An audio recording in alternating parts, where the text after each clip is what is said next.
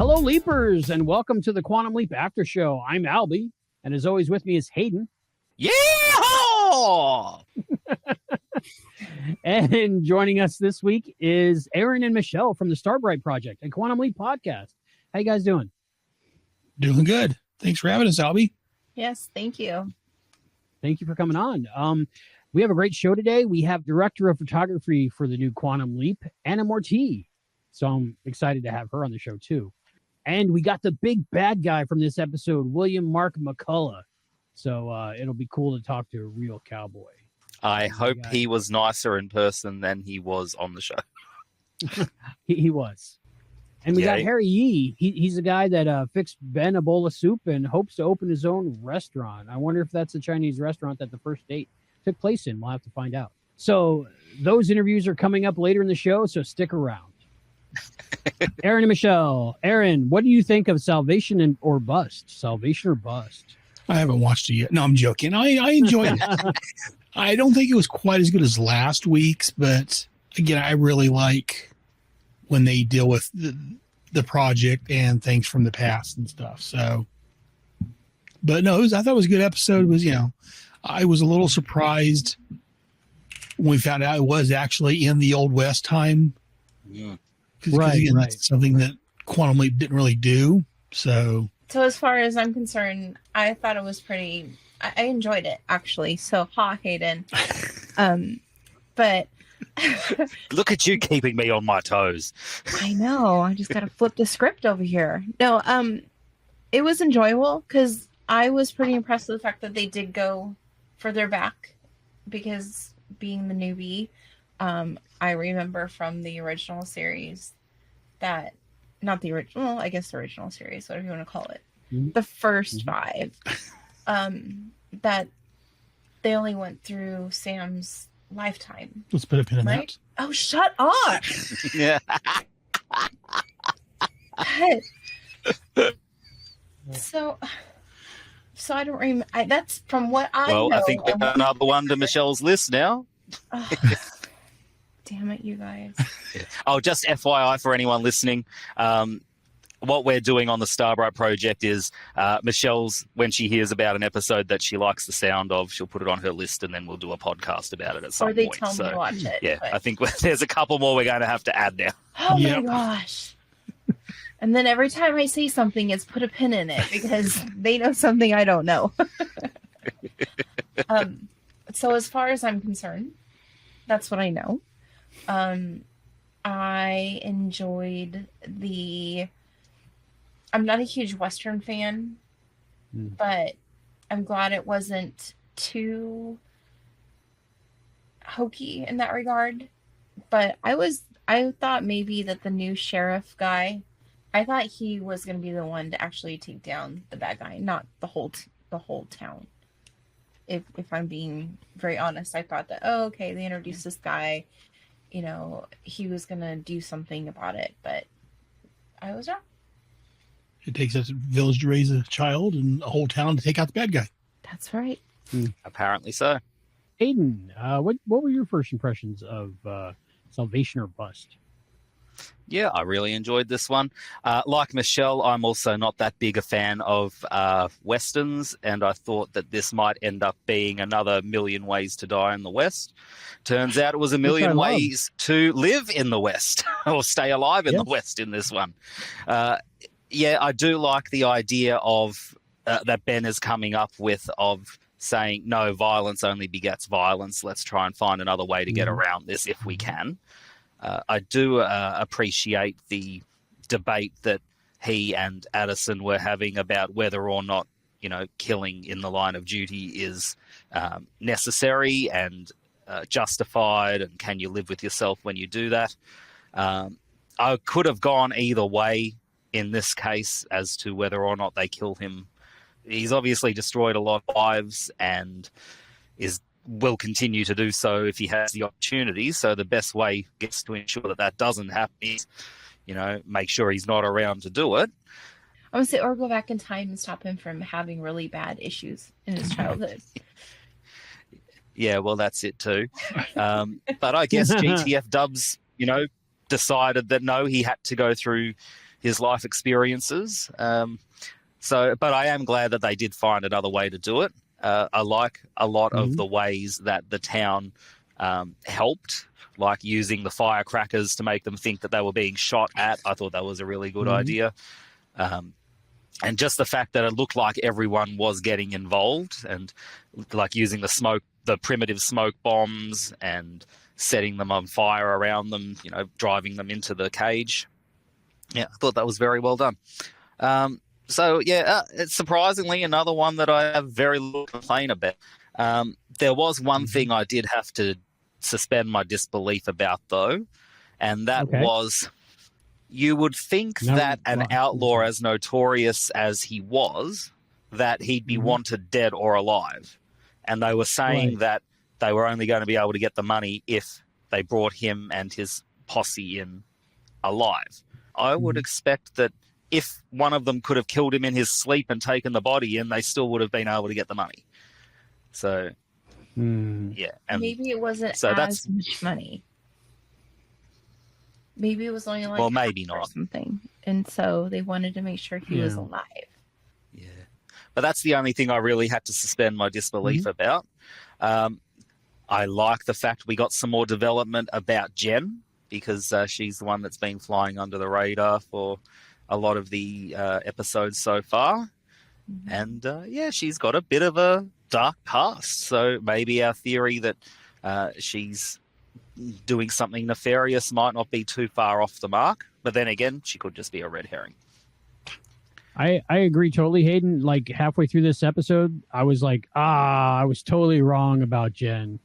So, but they finally gave her something to do, which I'm happy about. She was actually important to the plot. So, well, in a way, but at least she was important to that story that they were telling back at headquarters. So, and we heard more about her. She had more dialogue, so that's good. Yeah, my first impression of this episode is I was worried because of Western, and I'm not too much a fan of Westerns. Like, I like Back to the Future 3, but that's about it. I've tried other Westerns. I really have. And I've sat and I've tried to watch them, and I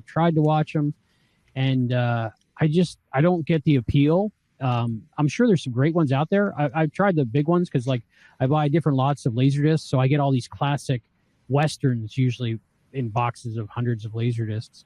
So I try to put in like a fistful of dollars or something. And I'm just watching, and it's just like, good time to take a nap is my feeling when I'm watching Westerns. Like, they were like the big deal before sci-fi was, because they didn't have sci-fi, I guess, before that, except for maybe Frankenstein. But just the storytelling, I mean, if they're in space and they have laser guns, it's better than if they're cowboys to me. I just never got the appeal. But this episode was good. The ending was kind of, I want to say, I liked it the first time when they did it in the Three Amigos. It seemed very much the Three Amigos ending. I could not figure out where that was coming from, but I knew it had been done before. And yeah, Three Amigos. Yeah. Oh my gosh, I love that movie. It's a great movie. I like the fact that Ben is a pacifist, and he was saying, no, there's got to be another way. There's got to be another way. And one thing that happened about that when Ben and Addison were talking, and Addison was trying to convince him, you got to win the duel, was that he was like, this just seems cosmically wrong. Why would I be sent here to kill someone? And I kind of got like Evil Leaper vibes, like a Leaper thinking they're doing good, but almost like being pressured into doing bad by being an Evil Leaper and being tried to be convinced by that. So, but I got those vibes. But that wasn't it. It's just that Addison comes from a military background, and to a hammer, everything's a nail. So to a soldier, everything's a target.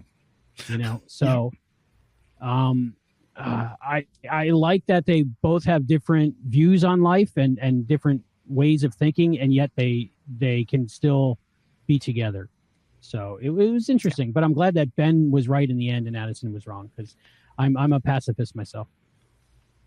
So I will say, coming from the fact that, again, my whole thing of comparing the two, it's nice when I'm able to remember something and draw a comparison to the old to the new.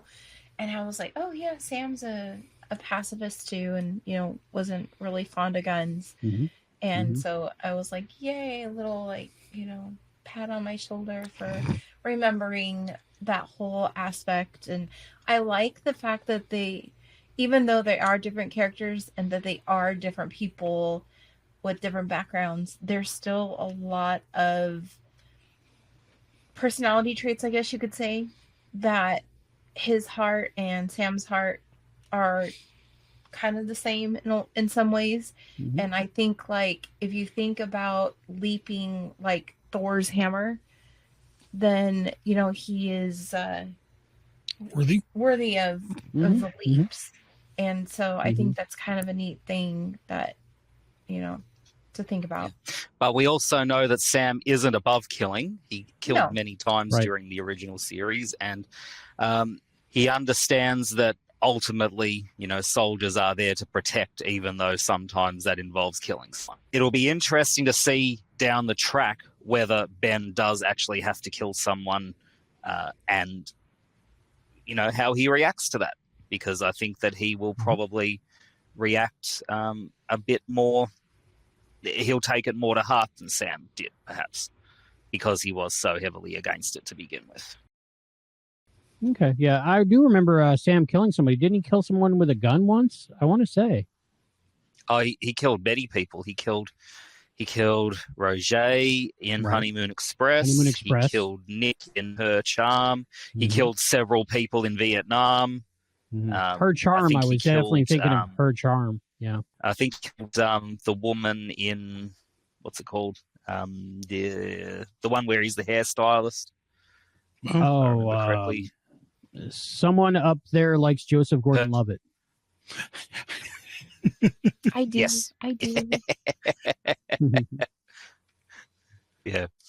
Yeah, he's killed many people, and I'm sure there's many more that I haven't mentioned. But they're all justifiable in the sense that he's doing it to protect someone else. I would really love if we go through this whole series and Ben doesn't break his morals code and he doesn't kill anybody. That would be great. I would like to see that. Because, you know... well, it would depend on what he has to do, I guess. That's true, but he found another way.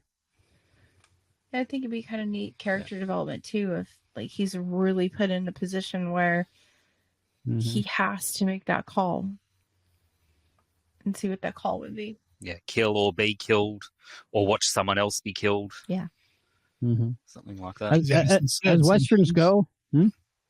I say, as Addison said, sometimes, you know, you have to make those hard decisions, and sometimes someone needs to die. Speaking of Addison, do you think maybe this might have been a leap that she'd done in the original timeline and then failed? Maybe this is why Ben actually had to make his initial leap, and to prevent her from dying in a gunfight, because Addison would have just gone guns blazing. She would have just took the guy out one shot. Headshot. Bam, bam, bam, bam. So I don't think she's been in Afghanistan for a while, though. No, but I don't think you lose that kind of trauma. All in all, this is my second favorite Western of all time, after Back to the Future 3. So, good call. Yeah, I do like Westworld, though. So, which was cool because we had someone from Westworld in this episode. Yeah. I really liked the look of this episode. That's one of the things about the new Quantum Leap is it has a really distinct look, I think, and mostly responsible for that is the director of photography. And we are so lucky to have on the program this week the director of photography, Anna Monteith, and we get to talk to her. But first, we got to pay some bills. We got our sponsor back, Hayden. Yes, we do. And if you looked really carefully, you might have even seen in the saloon a can of Campakes. And they had the very special whiskey glaze, the whiskey maple glaze on them. And you know what? Even though that was from around 200 years ago, they're still as fresh today as they were the day that they were canned. And due to popular demand, they've brought back the whiskey glaze. So get in there. It's only for a limited time.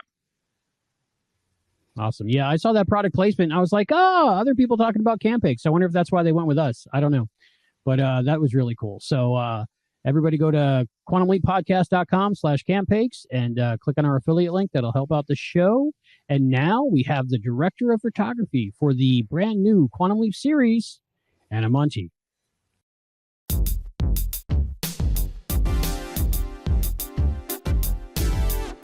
Hello and welcome to the Quantum Leap podcast. I'm Albie. I'm here with Christopher today, and we are here with Anna Amortegui. She is the director of photography on some of the episodes of Quantum Leap. 101, July 13th, 1985.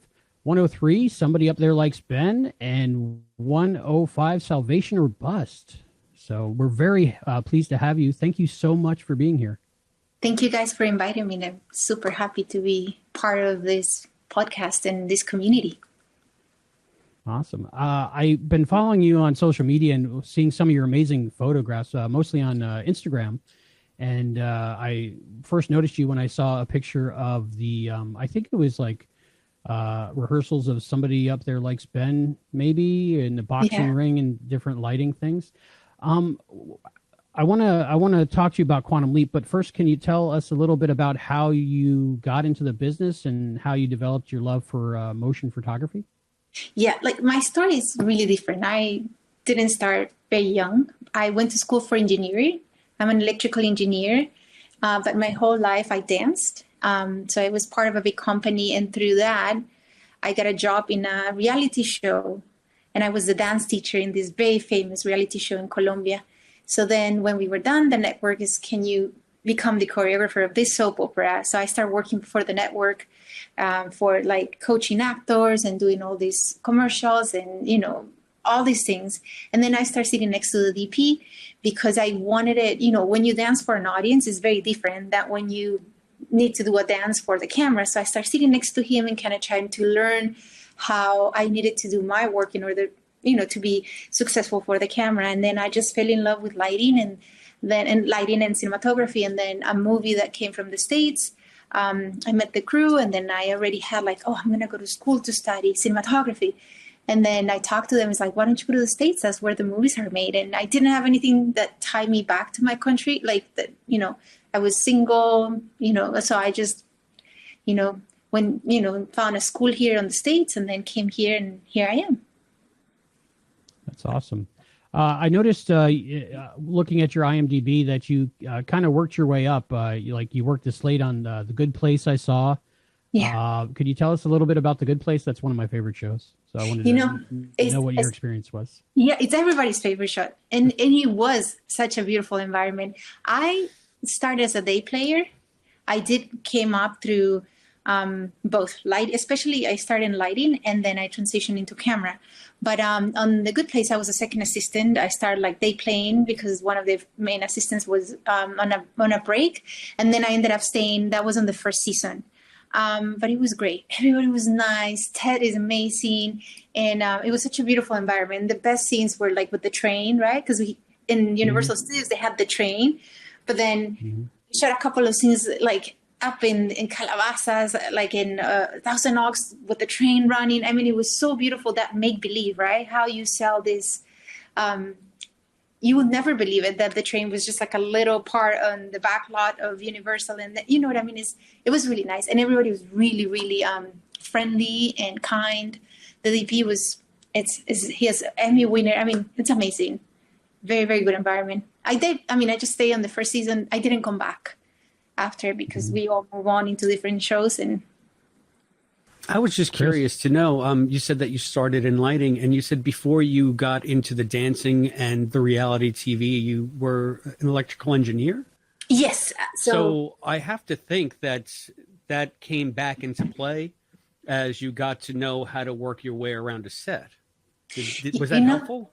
You know, actually, it's so weird, but like I think engineering in a way is yes, there's a lot of math and the electrical part of it, but an engineer is a person who solves problems, who finds solutions, right? You know, we're not the ones that hands-on on a problem. We just, you know, solve it or find the solution.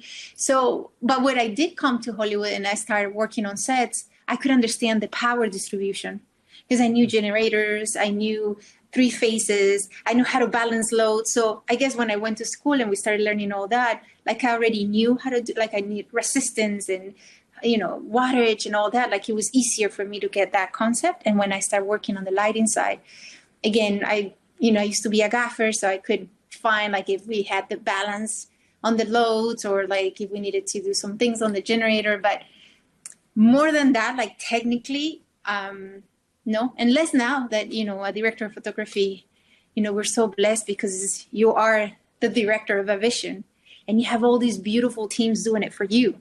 So it's so weird because now we get to kind of stand back a little bit on the process and just see the people do it, doing it for you, which is a blessing. I watched your short film that you wrote and directed. Could you tell me a little bit about that? Yes. Thank you. That was for school. That was my thesis. And yes, like I don't write and I don't direct, but as you can see, it was very visual. It's almost all images that just go with an experience that I had. I fell in love really bad and then he left me, right? So I used all those feelings and kind of like put it together on a film because it was the best way I could express how heartbroken I was. And I remember that I did that with like a 70. I used to work at a rental house, loading and unloading the trucks and driving the trucks. So like I changed hours of work for equipment. So they lent me the lights. And then I paid off with work. My brother helped me a little bit, you go through everything, but I feel very proud. That film, I won Best Thesis at school. And then I made it into the Maui Film Festival in Fort Lauderdale. Like the movie did really well, like on, some festival. So I feel very proud. And it was very personal to my heart. When I was watching it, I was thinking of all the things like the making out scene was very hot. And the scenes where you were showing heartbreak and stuff, I really felt that, and it felt like what it is to go through that kind of thing, and then finally to release it at the end and move on. I thought that would be great if you're shooting Raymond and Caitlin, if they're ever in that environment. Is there things that you can pull from that experience and put into the photography of like a relationship on Quantum Leap? Yes, actually, I think that with the beauty of Quantum Leap, even though it's a remake, they want to do a very visual, interesting and powerful show. They want to go away from the normal network TV kind of look, and they want to give us all the freedom and all the wings to just make it, the most visual we can. We always want to enhance the emotions and tell the story. So they have given us freedom to explore, to take risks, to,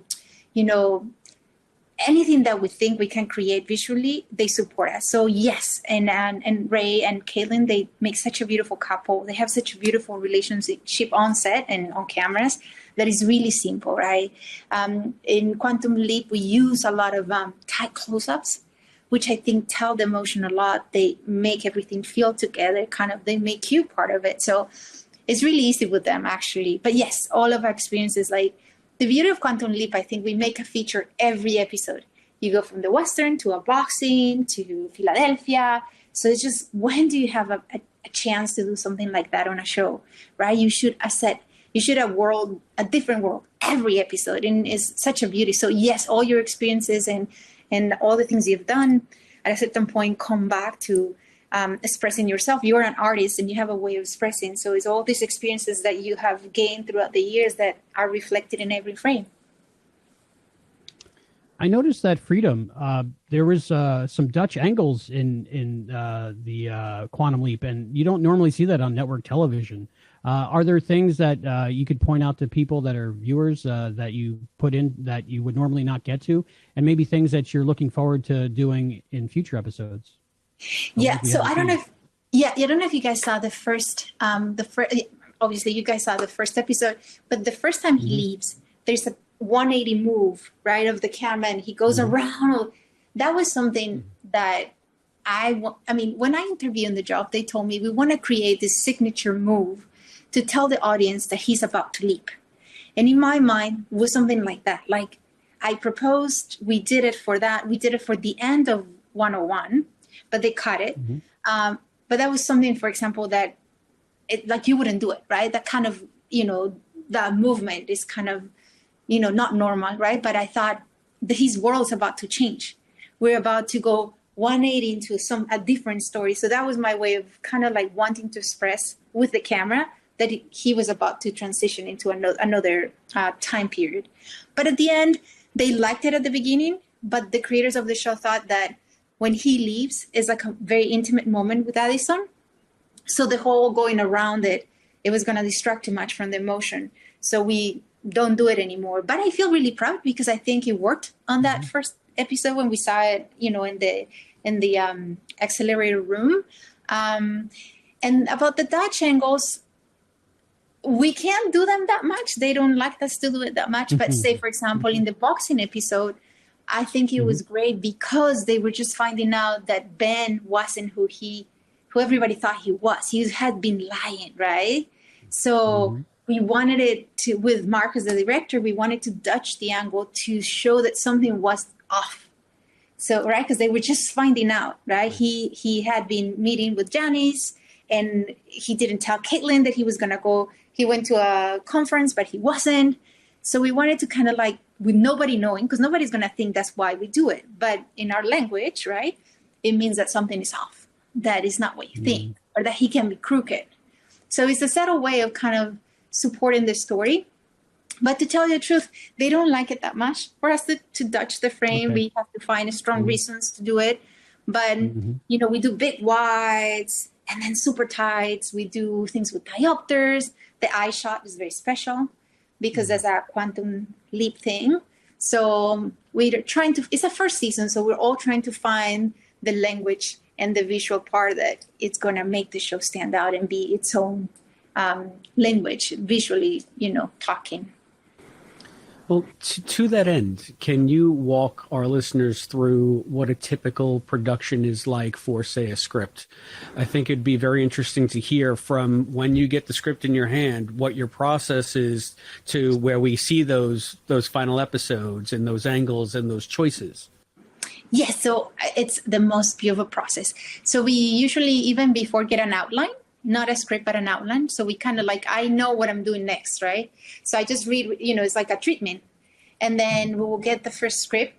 And then, so when I'm prepping, the other DP is shooting. So in those 8 days, we read the script, location goes and find the locations. And then I meet with the director and we start all these meetings, wardrobe meetings, makeup, stunts, special effects, BFX, like all these meetings. And we start reading and going through the script many, many times, prepping for what we need to do. For the Western, we will go every day to the lot to see the little town, what ways we were going to look, how much sand we needed to put on, on the streets, right? Because it was cement, and we need to put the sand. I don't know, how do you say, soil? Dirt, yeah.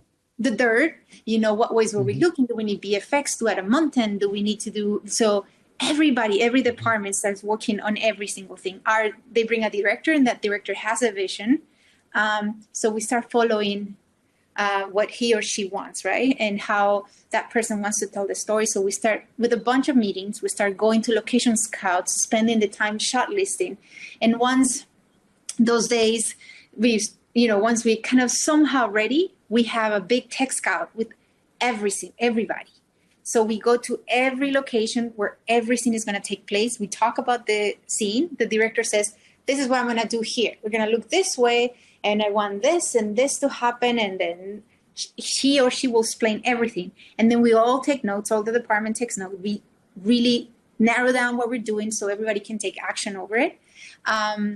Then we do a production meeting, which is the final meeting before we start shooting, where we talk about every single aspect that we have to have in mind, special equipment, days for the actors, special makeup, if we can have an actor one day or the other, if we need to finish the day before, or if we're going to pack the trucks after, like all these very specific things. So everybody knows what's going to happen the first day we get on set. And then when we get on set, we usually have like a 14-hour maximum day. We can't pass from starting to work anybody. We can't work past the 14 hours. So we really have to do it very quick, because it ended up being like you can shoot around 10 and a half hours, 11 the most. Whew, so it's a lot of pages for a little bit of time. And we execute, right? Like I know that when we have the eye shot, I need to order this special lens and I need this special piece of equipment. So that's it. Every day we go, we do every scene, we hustle up, and then we do the work, and that's the what you guys see. How long is that preparation time until that final production meeting before you start shooting with the actors and everything? Because it seems like a monumental undertaking. I know, it's crazy. It's 8 days, right? The most, right? So, sometimes 7, depending, because the director has like a 7-day prep. And he's crazy because when we have to first find a location and then keep going to see if it works. And if we didn't find it or it's not the right one, then look for another one. Sometimes it takes so long that we really start our prep, 5 days before. So we all gotta really, really work a lot. So it's 8 days. While the other group shoots the 8 days that they have for the episode, we're prepping. So I start shooting on Thursday. So I have 3 more days to finish our prep and get ready for what we're doing next. So is that why it seems like you're alternating with Christopher? Yes, Chris. Yes. Do you guys collaborate so you have like an overall cohesive look, or do you try to, or does the director control that more than the director of photography, keeping the, how does that work? No, and this is the thing about TV shows, right? Like the directors come and go. We have a producing director that oversees the whole season, but in terms of directors, they come for an episode and then they go and they don't come back. So it's up to us, my responsibility, to keep the visual continuity of the show, episode and episode, no matter what director comes in. Like, we're here to make a vision come true for whoever comes, and that's the beauty of it. But within the Quantum Leap visual guidelines or world that we have created, how can I make his vision or her vision come through in our language? So with Christopher Daddy, we do collaborate. I mean, I shot the pilot. I guess Quantum Leap is just the headquarters and the loft is our common sets. The rest, everybody does a different thing, so we can be creative and do whatever we want in a way. But we do have a language that we always want to maintain. We want to have a stylized, when we go to the time period, even though we don't want it to look like the 70s or the 80s, like everybody's used to seeing that, a little bit brighter, kind of flatter looks. We want to stylize those looks and give you guys 70s, but in our own kind of more modern and stylized visual way. So, I am the first DP. I shot the pilot, like the Philadelphia one.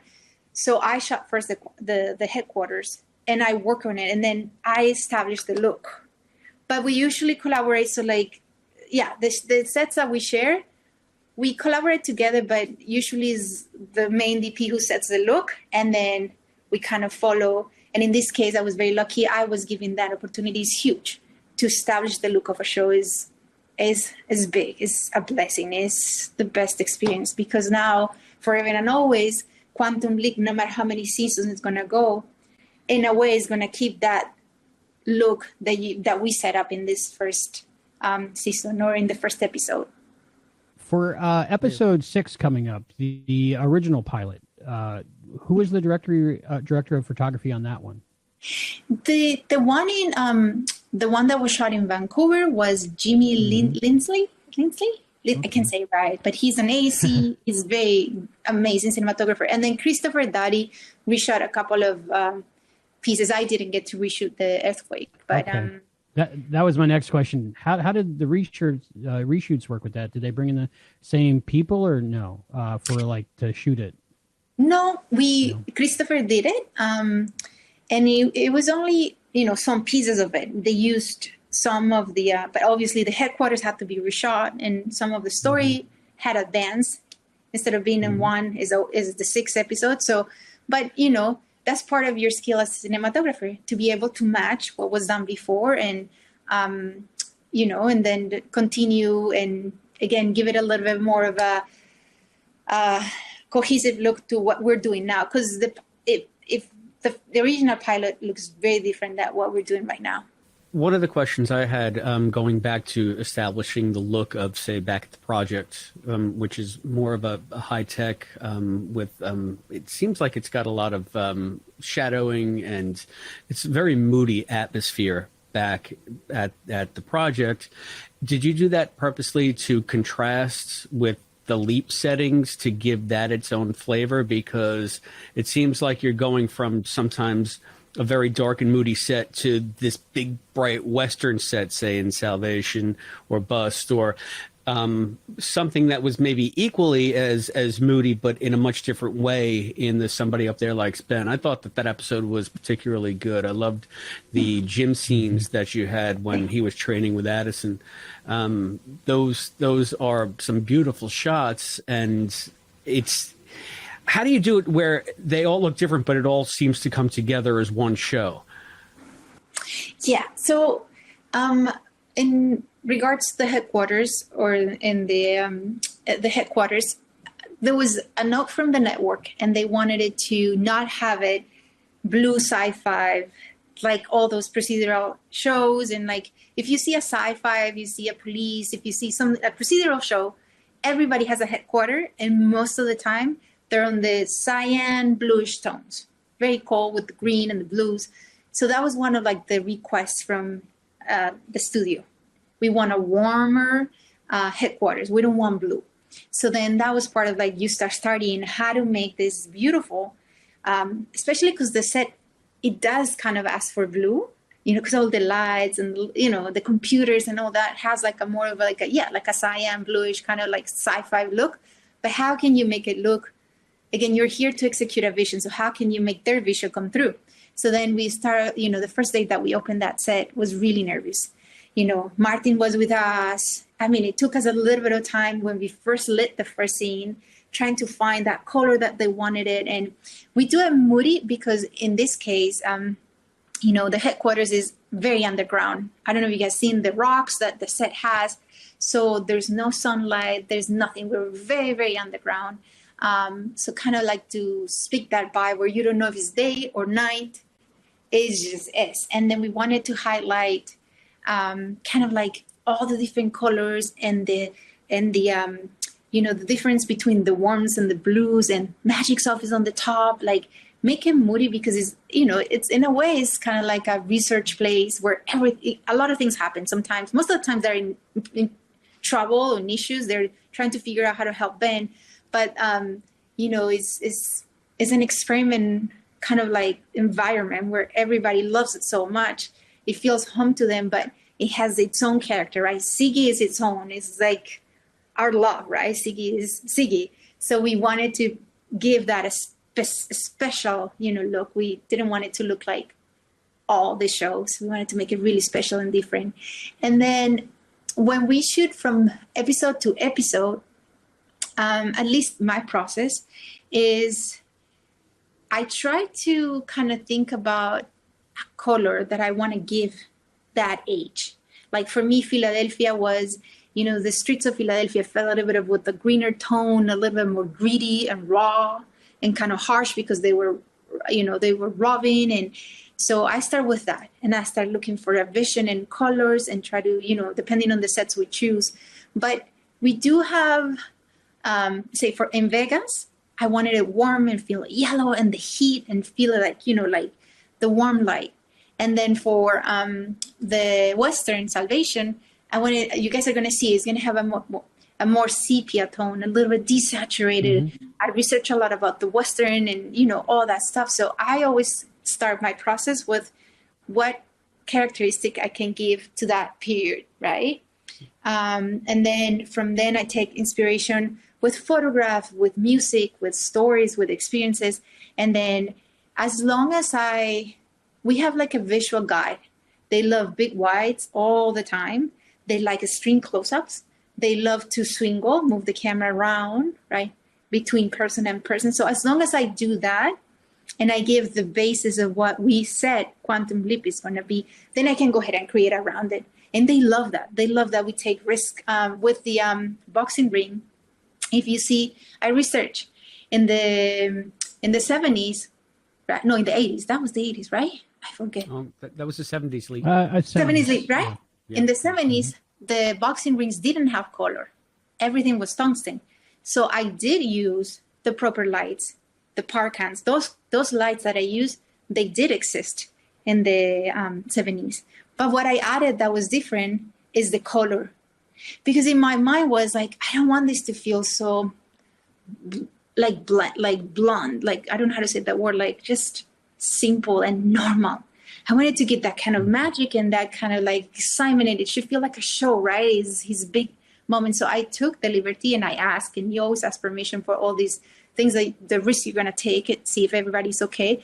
I said, I want to put color on that ring. I don't want it to be boring or just normal. I wanted to give it a little bit of spice, and they were really, really supportive with that. But see, that is not from the 70s, but we took the liberty to do it, and I hope that nobody care or not care, but mind it, just because it does look really pretty. And things like that, we, in Salvation, in the Western, the big whites, the overhead with the shadows, like as you guys are going to see, there's a lot of shadows, right? When you see the shadow of the cowboy and all this stuff, like, we can do anything. That's the beauty of this show. They support us and they let us take risks. The more we do, the better. And hopefully they always pay off. Sometimes you take risks, they don't work. But I think we've been lucky so far. I hope that everybody's enjoying what we're doing visually. It's a beautiful show. It really is. And I had to look up tonight who did what episode. So you guys are really in sync on the look of Quantum Leap. Being one of the first people to establish looks of Quantum Leap, do you get to pick like lenses, cameras, what the process is going to be? And could you tell us a little bit about that? Yeah. So when you interview for a show, especially for a first season, you always kind of want to do like a lookbook. So when I first was approached to do this interview, I wasn't shown the pilot. I was just given the Philadelphia script. And then you read it, and then you kind of say, okay, this is what I would do. And then I start doing like what visually thought it was going to be nice. So what, in this case, I proposed to shoot anamorphic lenses for the headquarters and the current time, 2022, and then to use spherical lenses, which are, the normal lenses, but a little bit older lenses to give that vintage look. And then I proposed on other stuff, right? Things with the reflections, colors, and then shots, and then when they gave me the job, then we start, okay, what camera you want to use? Because it took a little bit longer to hire the second DP in this case. So we weren't able to collaborate from the beginning. He kind of came in when I was already kind of starting to shoot the pilot. So by then I had to choose the camera, the lenses, the crew. This is also very beautiful. When I got to work on the headquarters where the stages were empty. So from construction, choosing where the lights are going to be, what kind of lights, what we needed, not just what was going to see on camera, but how we light them, right? Because we need to hang lights everywhere. So that is same thing with the loft. It's such a beautiful process to be able to design the lighting for the sets. And this is all you, right? With your gaffer and your key grip, and we all work great together to make sure that we have everything that is needed to be able to shoot these sets constantly, and that we can do night, that we can do day. Like in the loft, we needed to do day and night. So how do you sell the sunlight on a stage? How do you do a moonlight or nighttime on a stage? So that was really pretty. That, yes, from the beginning, I was very involved in choosing camera, lenses, crew, design the lighting for the recording sets that we have. It's really exciting. It's a really beautiful process. I love the set of Ben and Addison's apartment, the loft that you're talking about. I think of it, it's like their impossible apartment. Who could afford that apartment in Santa Monica? It's amazing. One thing, though, that I've noticed in this show, it doesn't happen as often, but one of the, I guess it was a necessity of the original Quantum Leap, was that they would occasionally blend in stock footage of different historical events with the stuff that you're shooting. I've seen that you guys have used some stock footage here and there. I can only imagine that it's more difficult to sort of mix that element in now that you're shooting in such an ultra HD environment. Do you have to take that into consideration when you're planning shots, or is that more of a post-production editing thing? No, it's actually really hard. And also because we have to be aware of it and where is it going to go, right? The hardest, if I can say, are the driving scenes, because it's very hard to find driving plates of like years ago. It's actually kind of impossible. So we used current plates. So the cities have changed. The vehicles that cross are not all the time the same period that we're shooting. So we have to kind of like edit and find loops where we don't show too many cards, and then we speed it up, we blur it so people can really see it. But because it's almost impossible to find all their footage for, say, for example, for the driving scenes, is really, really hard. And then when they use the stock footage, they will find it. The editors will find it. Sometimes they ask us, like, do you guys like this? Here's a couple of options. Do you want to choose which one? And then everybody pitches in, the creator, the director, the DP. And then at the end, they choose whichever they like the most. But the hardest is the driving scenes. We just blurry everything, make it faster, because we haven't been able to find like a good plate for, like, on the Philadelphia thing was impossible. Yeah. When does your part in the episode end? Say, like, after the filming has done and you have everything filmed, do you still get to collaborate with the editor, the colorist, that kind of thing on your shots? Yes, I don't get to participate in editing process, but I do get to color.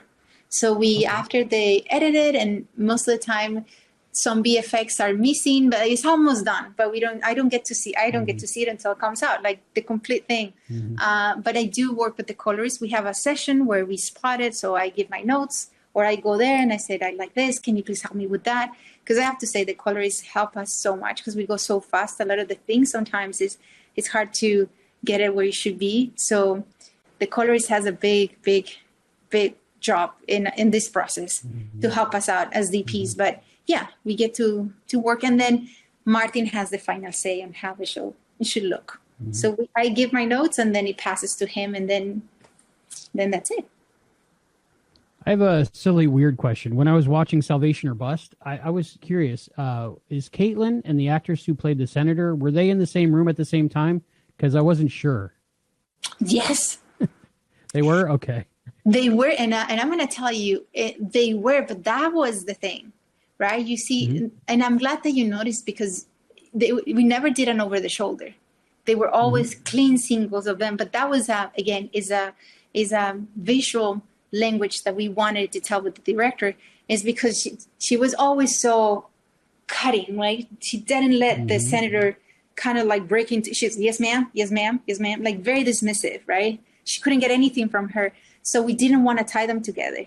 The senator never could coexist in the same frame, because he was always pulled away. So again, we always try. Sometimes it's hard because we go so fast, but whenever we can, we're trying to always enhance the story. And again, even if nobody, but you notice it, right? But that was really good that you said, were they in the same room because they felt separated? Because we wanted it to convey that. That's why you never see them in the same frame over the shoulder, because she was always no. It really worked. They did feel like they were two separate people. Like, oh, I'm so happy, actually. I'm so happy, because we try really hard, but sometimes, again, it's something that we know, but nobody knows. Very cool. I noticed, this is another silly question. I got only a couple of them. No. In Salvation or Bust, there's that really tense scene between Magic and the senator, where he brings up the death of her brother 10 years ago, and it's very intense, and you think Magic is gonna try to blackmail her, but he's not. He's just offering to help, maybe in a way to keep the project going, and maybe giving her some hope, and it was like a really intense scene, and then it really quickly cuts to, at least in the version that we saw, it cuts to them walking out of the room, and she's a completely different character, smiling and happy. And I was wondering if there was a scene that was written or filmed in between those two scenes, because it just seemed like a change of their personality, change of their emotions. No, quickly. that was the way it was written. What I feel is that, you know how magic tells her that she might be able to help with a brother, right? So I guess he gave you like false hopes, right? And I guess that's why she changed and backed off, because if she can change that, of course you will do anything to save your brother. So maybe that's why. I mean, I guess that would be more for Silas as the director, the way he play it in. But I can imagine it was mostly because of that, because she has the hope that if she keeps quiet, maybe they can go back and save his brother. So I guess it would just be very nice, you know, like go and, you know, if he's going to help me, I'll do anything. Since we're talking about back at the headquarters, the original Quantum Leap had a very distinct look as well for their headquarters in New Mexico, with all of the bright primary colors. And now that we've introduced more elements from the Legacy series with the hand link and Janice being in the system, you might not be able to answer this. You might not even know. But do you think that as this series progresses and Ziggy becomes more of a presence, and hopefully Deborah comes back and reprises the role, that the new control room will take on some of the aspects of the old control room and maybe adopt some of the visual language that they no longer have? You know, actually, I do not know. Like you said, I wouldn't be able to answer that. But it's good that you bring it to our attention, because if that's something, say, for example, that we could start, like if it does happen, how beautiful it could be that maybe we can find a middle point, or that we can go towards that. If that's something that is going to go, maybe, I mean, I really don't. The fact is that we know as much as you guys know. It's so funny, because we're like, oh my God, what is going to happen? Or when you guys are going to see, but like, there's a lot of stuff that we find as we go as well. It's so exciting, because you're like, ugh. But it's nice to know that now that you mentioned it, that maybe if it does happen, that's something that maybe now that I know, maybe we can try to find a middle. Would you like it to be like that? Like, would you like to see? Me personally, Rainbow yes, lights. I also think I I speak for many of the fans who love the old aesthetic of back at the project, and I can't imagine that it would hurt. But you don't answer to me, so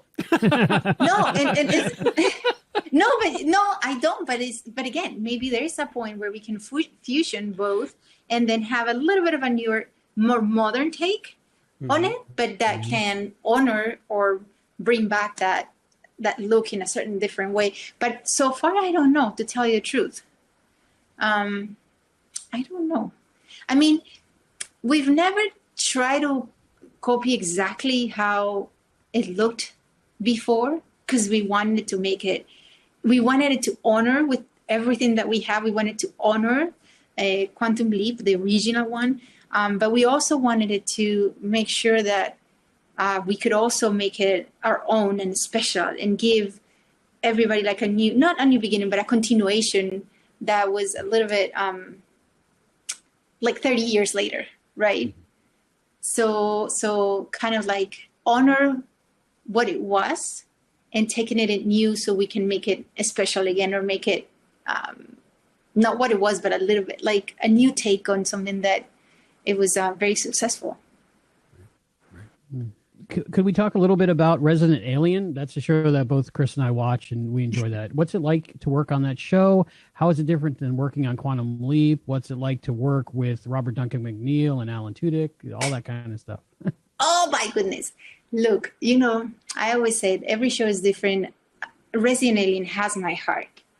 It was the most amazing experience. We shoot it in Vancouver, so that makes it already very unique, because we, you know, have you go to a different country, right? Robbie is amazing. Robbie is our producing director, so he oversees all the directors and the whole season, and he's a team player. He's always there for the creative. He's always there for telling the story. The beauty of Resident Alien is that it is a comedy, but it has element of sci-fi, horror, drama. So we kind of always think, okay, this moment, is it comedy? Is it drama? Is it sci-fi? And then we take it from there. So we make the cinematography based on those little moments. I think the actors are a joy to work with. Alan is a gentleman.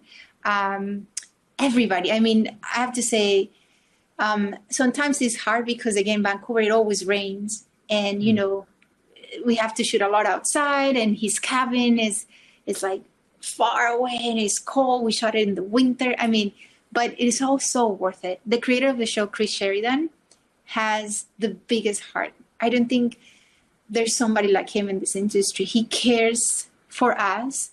He cares for the how the show and how good the show is, but he cares for us that work for the show. He cares for his actors, but he cares for his crew. He's there every single day. He never misses a day on set. He's always paying attention to everything, every single detail. So between Chris and Robbie, I think that's why it's so magical, is because they are persons before they're filmmakers, and it shows in every single aspect. We're giving, again, a lot of freedom and a lot of, you know, we can express a lot of stuff. They're supportive, and, you know, the actors are just out of this world. Yeah. When we see shots in the show of Alan in the full makeup as Alien Harry, is that a full prosthesis, or is that something that's done with CGI after the fact, or is it a half and half? Like, how do you guys pull off those shots?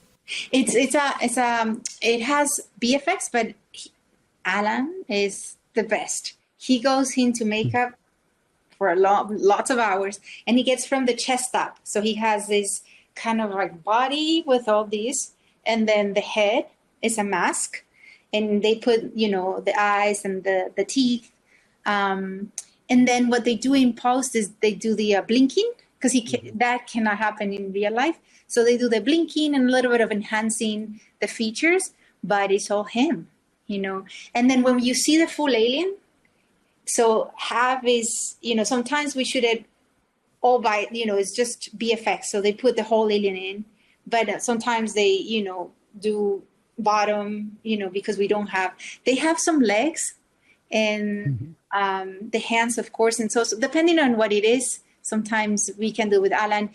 When we do Alan, we have to put him in boxes to make him more than 6 feet tall, right? The alien is huge. So that's a whole process, because sometimes we got to create this whole catwalk for him so he can do the scene, and, you know, he needs to feel taller. So I admire him for that. It takes a lot of patience, you know, the whole day on that is hard. And also because, you know, like Max, the kid, can see him as an alien, but the rest can't. So sometimes when we have scenes with Max and other talent, then we have to reshoot it twice. We have to shoot it with him normal, because the shots from the other people to him are as Harry. But when we have from Max to him, it has to be as an alien. So we have to shoot it twice, and he has to go into makeup, then take it out, or the next day he'll put it on. I mean, it's a whole process. It's really cool, actually. Yeah. Really cool. Bringing it back to Quantum Leap, how did you get the job for Quantum Leap? How did you get involved? How did they bring you on?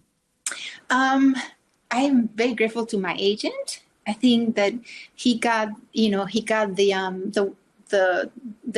line producer reached out to him saying that they needed a cinematographer. They were looking for, you know, the cinematographer. So he got me the interview. And again, I think I was very lucky, because again, to do the pilot and the first season of a show is such a privilege. Not everybody has that. Shooting pilots and being that DP it's very exclusive. So I feel super blessed, because, you know, I am in my way up, you know. I don't have the years of experience that a lot of cinematographers have. I'm just going up as we go, right? So I feel that they gave me a huge opportunity. I'm very grateful to Martin, to Steven, to Brian, you know, even to Deborah, that really believes in me. She is so sweet. So I am really grateful to them for giving me such a big responsibility. And also because, you know, again, you guys love this show. So how do you kind of deliver to something that was so beautiful and successful? Is very nerve-wracking. So the responsibility, I mean, sometimes I don't sleep, right? The first day that I went to set, I was like, I need to deliver. I need to show up. This is the moment, right? If I have a chance, this is it. If I'm going to do something as a cinematographer, this is the moment. So sometimes it's hard because the responsibility is really big, and to keep you all happy. I guess if you guys knew how hard we're trying and how hard we're working to make it happen and to make it not justice, but to honor the other series and have everybody kind of fall in love with this one. Oh, you have an idea how much work it takes place and how hard we work to give our best to this series, because we know the responsibility that we have. Now that you guys have the news that you've been picked up for a full season, that gives you a little bit of security moving forward. Does that give you more latitude or more freedom to think bigger, to think of doing shows that maybe you weren't going to be doing because you didn't know if you were going to be around for as long? Does it give you a broader scope, a broader palette to work with? Yes. I mean, again, every episode you get to shoot, every season you get to do is if I understood correct, the question was more like, is the question about for the future or for the show itself with the rest of the episode? I think it's both. So I think now that you have a certain measure of security in the fact that you have up to 18 episodes, do you think that now you can maybe do bigger, better, take more chances, expand the visual language beyond what has been established for the network, what they might think is safe? Yeah. Yes, actually, it's so pretty because the day after we got picked up, the showrunner Martin calls me and he's like, Anna, I just wanted to say thank you, and we feel very lucky that you're here. And he was like, keep taking risks, keep doing what you're doing, just keep going, right? So that is really cool because yes, I guess with the pilot that was shot at the beginning that didn't work out, we were running a risk again, right, of maybe not being what everybody thought it was going to be or failing. So in my mind, we kind of started with a little bit of fear that this wasn't going to work out, that it was not going to be enough, that we were not going to be received in a good way. And we still have a lot to prove. I know that everybody still thinks a lot of stuff about the show and it's not the same. And I know it is, but at the same time, it's nice to know that maybe they're giving us a little bit more trust and that maybe we're getting to your hearts a little bit more. It's always like that. We're going to work hard until we can win your guys' heart. We're going to keep trying every day, every episode to try to, make everybody fall in love with the show. I mean, Ray is amazing. Kaylin, I think we have a good story, good product, good people. As a fan of the show, I'd like to say thank you. It's a very beautiful show, and there's a lot of times when I'm watching it that I just go, "Oh, that's gorgeous!" And you're a big part of that, and I really appreciate your hard work on the show. I thank you. I swear to God, for reals, we try hard. We. Now with so much content and so many shows that are so cool and beautiful and they're legit, we're trying to make part of that group. We're trying to step away from the normal network TV and give you guys the emotional part of what it was with this new take and make it a very beautiful show that is emotional, because that's very important to us, the emotion part of it, but that is also nice to watch. And then you can stop and say, oh, I love that shot. Oh, they touched the end. Or, oh, look, it's not a blue headquarters or a rainbow one, but it looks different, so it's good that, but we can at least have those reactions so far. Thank you so much. I know. Thank you for the opportunity. I really appreciate it. Thank you for keep trying because it's been so crazy. You have no idea. It's run. And a lot of things happen, right? You prep so much and things go the other way. So we're always constantly, reassessing, even when you prep an episode and then you show up the first day and something happens, right? So it is a lot of work. So sometimes, you get so busy that. So thank you so much for reaching out again. And I can't thank you enough for your time and for giving me this opportunity. It means a lot. It meant a lot to us. Thank you so much. Thank you. Thank you.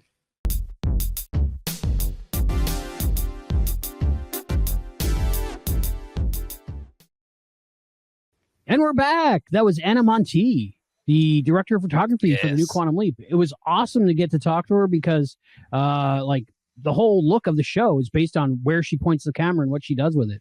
So it's great to talk to her, and such a great person.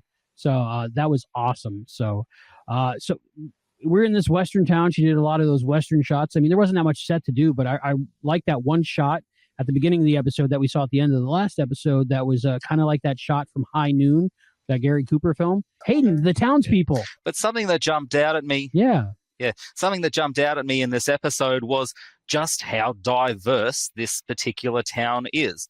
That's a little something else I had to suspend my disbelief about too, because back in those times there would have been segregation unless they decided not to do it in that town. So I'm glad that they said it was a town for outcasts and anyone could be there and be who they wanted to be. I thought that was a really great message. I didn't believe it, but but I do think it was a great message to have in the episode, because we had quite a lot of African Americans, we had some Mexican Americans, we had some Asian Americans. So it was quite a diverse town. And the women as well were in positions of power, which is also very good. The proprietor of the saloon/brothel was a woman. Obviously, Frankie, Valentina was high up in the town. Frankie, did you notice that little reference to Pool Hall Blues? No, I didn't. Oh, yes, I did. Sorry. Oh, she said she wouldn't get a bank loan. A woman like me could never go get a bank loan. I was like, oh, Pool Hall Blues, Pool Hall Blues. Yeah. I was pointing at the screen. I was like Leonardo DiCaprio. I was like, Pool Hall Blues. Yeah. I have to say, though, if Valentina was 15, so am I.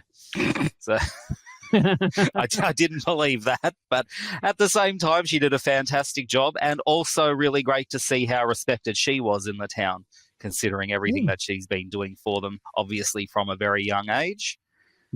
She seemed like she was the daughter of the founder of the town, so she really took over his responsibilities when he died, I guess. Everybody's dying in the Old West. They didn't have antibiotics, you know. This is true. Yeah, I thought she looked a little old to be 15, but what do I know? Yeah, suspension of disbelief because they didn't shoot long hours, so that's what happens. Well, this particular one obviously was not in only one scene. Right. Yeah. I liked the sheriff a lot, or the one that became the new sheriff. Right. Also great to see an African-American in that time taking on another position of power, and essentially no opposition from anybody either. So it seems like a really nice place to actually live, especially in that time. I can understand why so many people there wouldn't want to leave. So it really made sense that they were trying to. It really made sense they were trying to protect their town because that was a place they could be themselves. And speaking of the sheriff, when he was talking about that, I was thinking that at first he was talking about being an African American in that time, but then on the second viewing, I was like, maybe he's talking about something else.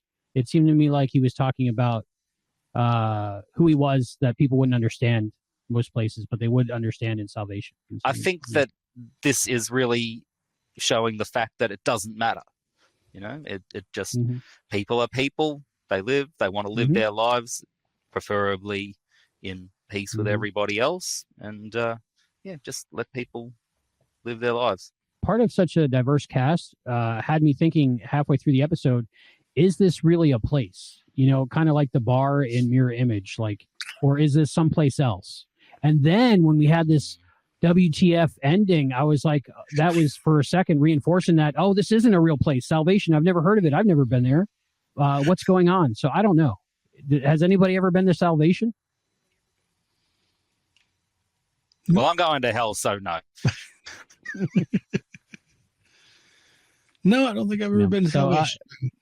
Did any of you guys get vibes of this might not be a real town at a real time? I kind of got those vibes, but then Addison just had too many real world facts about it to be that. Yeah.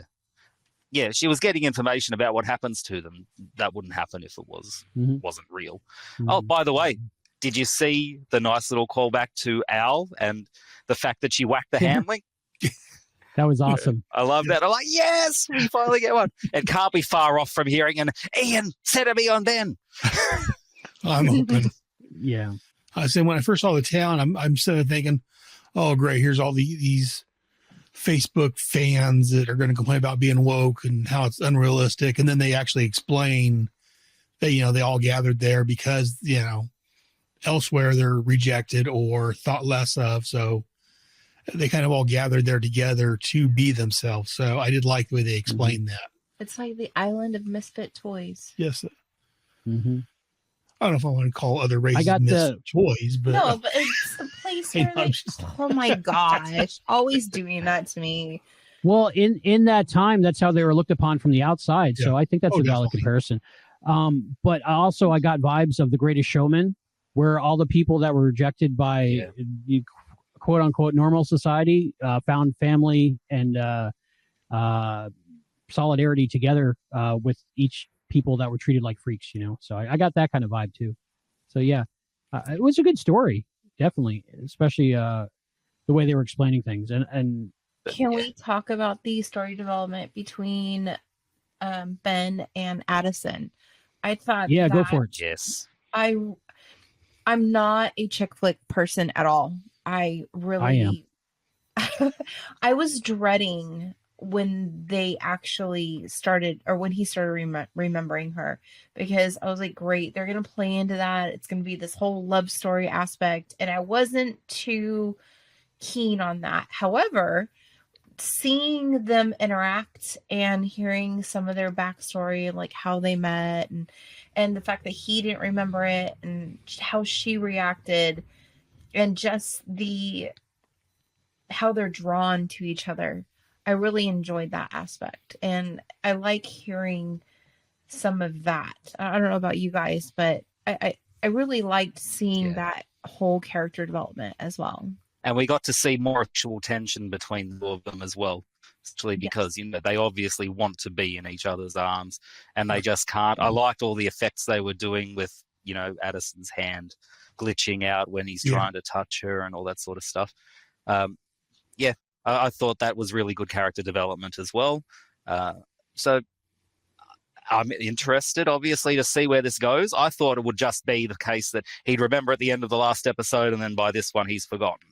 Because that's what I was wondering. I think that, I was going to be expecting that it would be some recurring theme, kind of like 50 First Dates, where he'd remember towards the end but then forget, and he'd have to learn it all again over and over again, and hopefully keep a little bit more of it every time. So I don't know how I feel about the fact that he does remember now, because that would seem a bit like you might be onto something, Hayden. You might be onto something, Hayden, because the next episode is episode 6, and episode 6 was filmed before Ben knew that he was together with Addison. So unless they did major reshoots on those parts as well, he's going to have amnesia or something. Maybe just not mention it. I don't know, but you can't go from like Ghost, like love story to not knowing each other again. But I would, Michelle, my favorite part of the new Quantum Leap is the love story between Ben and Addison, because I'm a romantic comedy kind of guy. You know, I love those kind of romance films and stuff and books. And I loved in this episode, this was not my favorite episode out of the 5 of them, but I loved those moments that they had between Addison and Ben where they were almost touching, like about to kiss. You know, that moment before the kiss, that's actually hotter than the kiss. And they had so much of that moment. It was like, is that called edging? What is that called? I don't know. Can we even say that?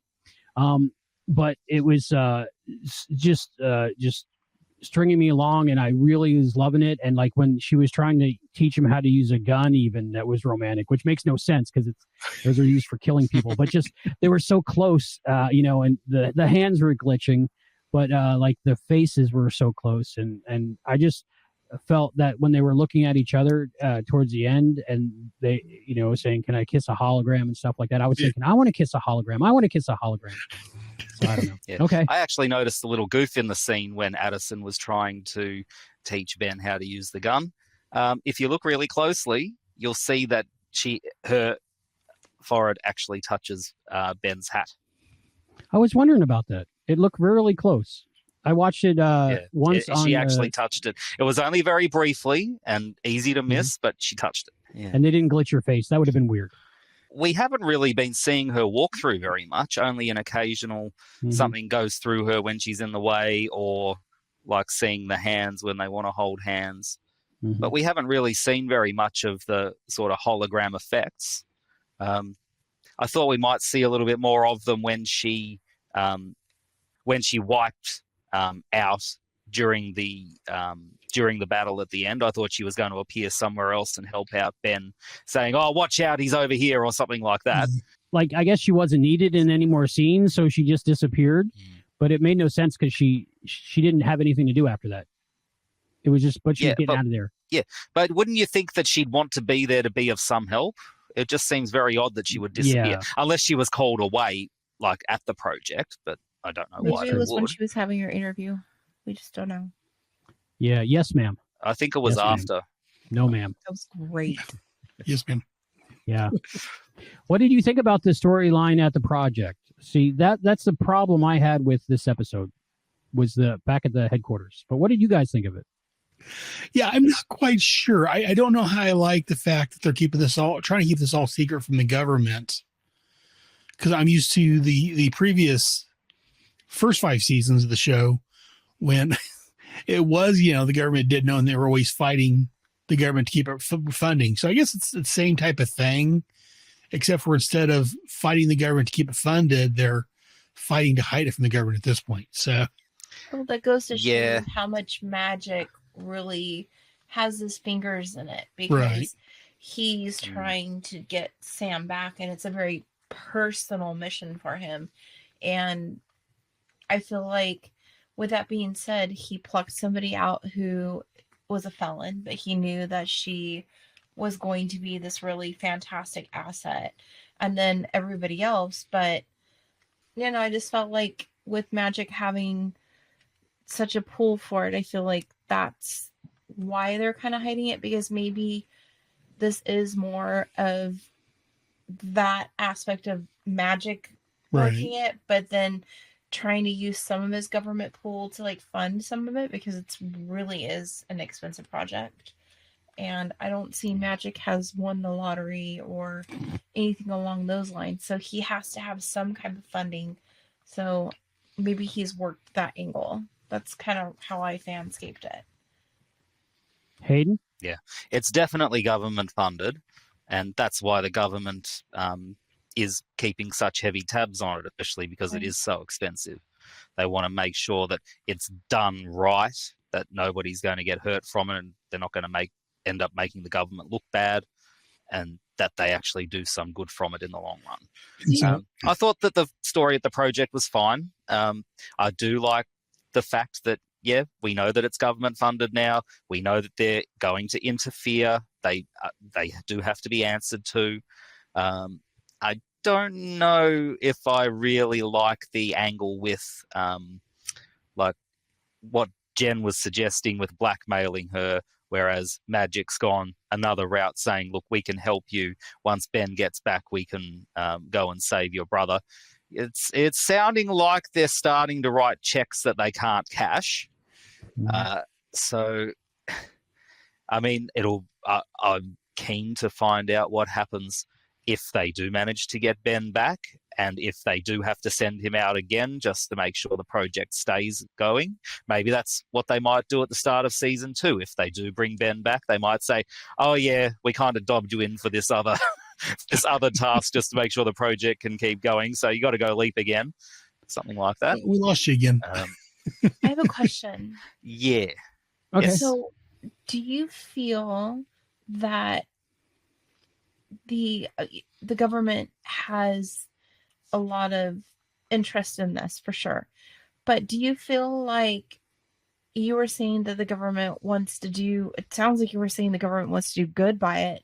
However, I'm so used to the government wants to use it for weaponry or that kind of thing. To me, that's why the government is so invested in it, is because they want to use it for their own exploits, not necessarily, let's go and, save the world kind of thing. It's more like, let's go and dominate the world. I should have put air quotes around the good, like their version of the greater good, perhaps, if you know what I mean. But yeah, you're exactly right.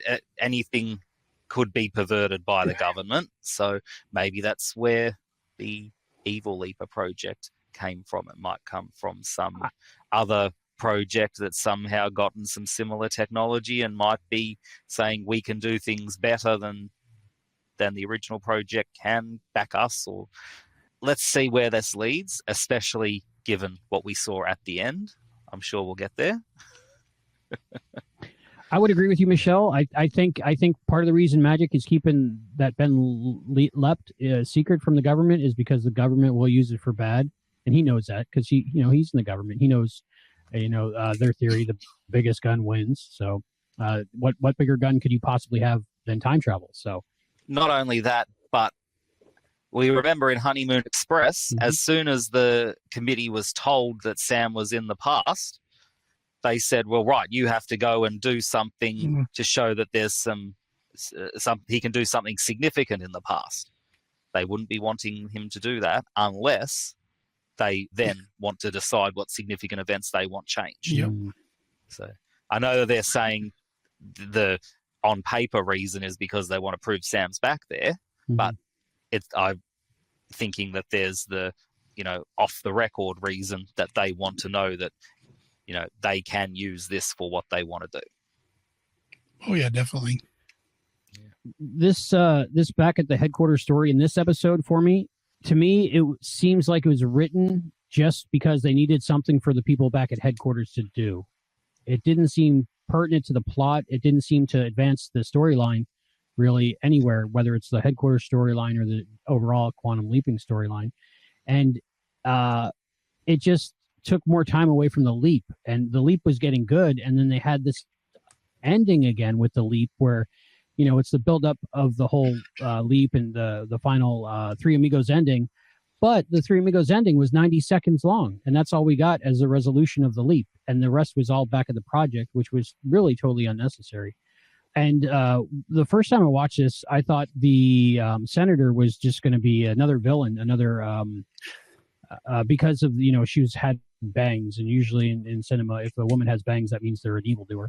But I think she went there, little clues you pick up on, but I think she went there because she killed her brother. And I think she was thinking time travel, and she was thinking maybe I can either squeeze them into fixing my brother's death or something. But I didn't get that until the rewatch. At first, I just thought she was trying to shut him down.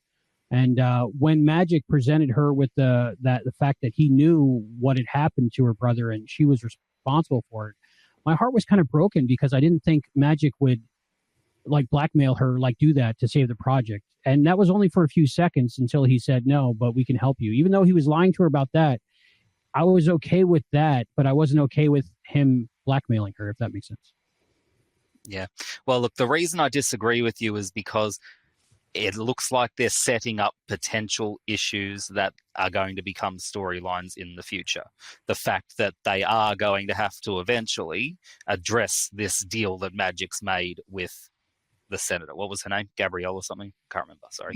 That's what I was wondering. If this is set up for future episodes, is going to come back and bite them in the butt, or somewhere down the line, this is going to rear its ugly head, if you will. And so that's my take on it.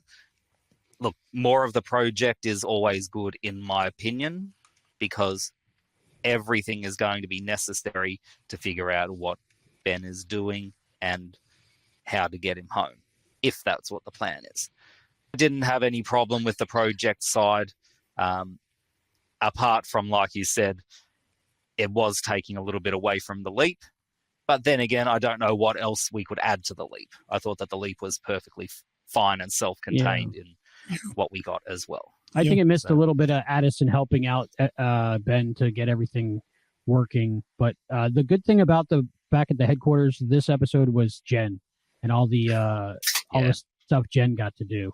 So I was happy about that part.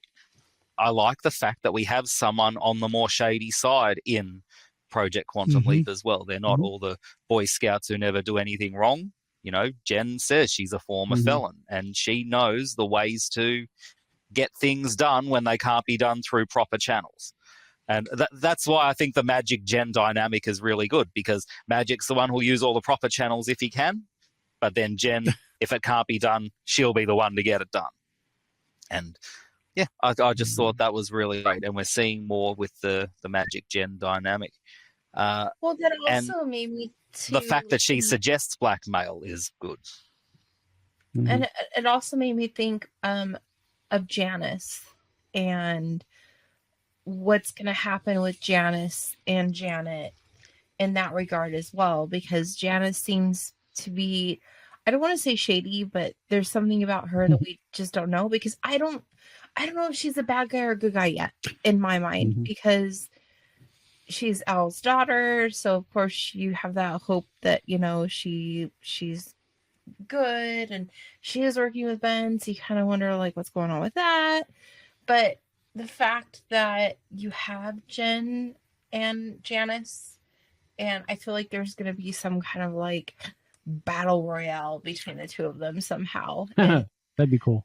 I don't know. I feel like one's got to be one step ahead of the other. So that'll be interesting to kind of see that dynamic too.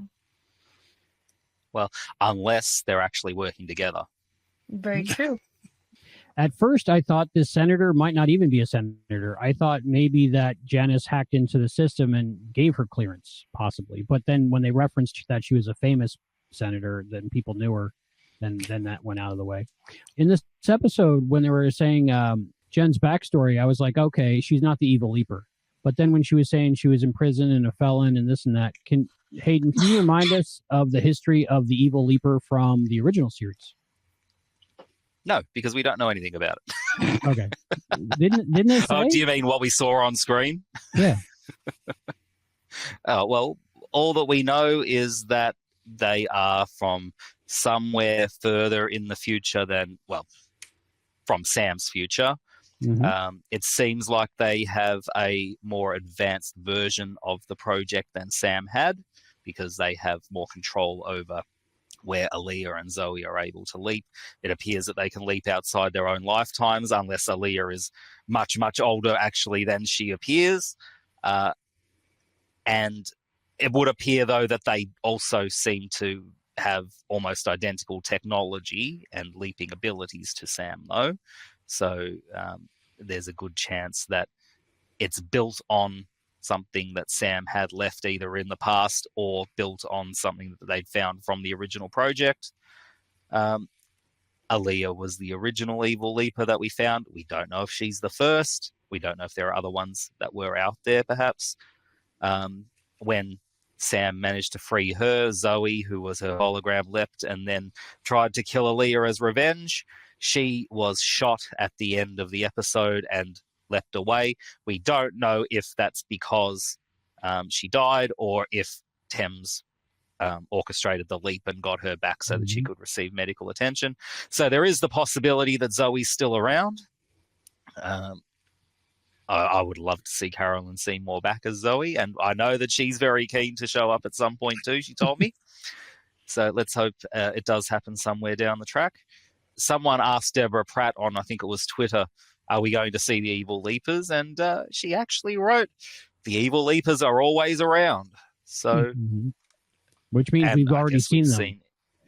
Yeah, and I guess this means that not just Zoe, but there might be more of them out there. We don't know who this person is that talked to Ben at the end, but it would appear that, it could be Zoe leapt into this person. Although the person was touching Ben, and we didn't see like a metamorphosis into whoever the leaper was. So that I think that was very intentional. Yeah. Well, I thought that was very intentional when that person grabbed Ben's shoulder and spun him around. I think that was very intentional to just tell us people that were watching that this is not an evil leaper, or an evil leaper that's in someone else's body, at least. Well, apparently this version of leaping that Ben's doing is different to the version that Sam had been doing. They keep saying that they're in the person's body. I still think that that Ben's body's merged with theirs. I haven't seen anything that contradicts it apart from what they say, and it's still experimental. They might not even 100% know yet.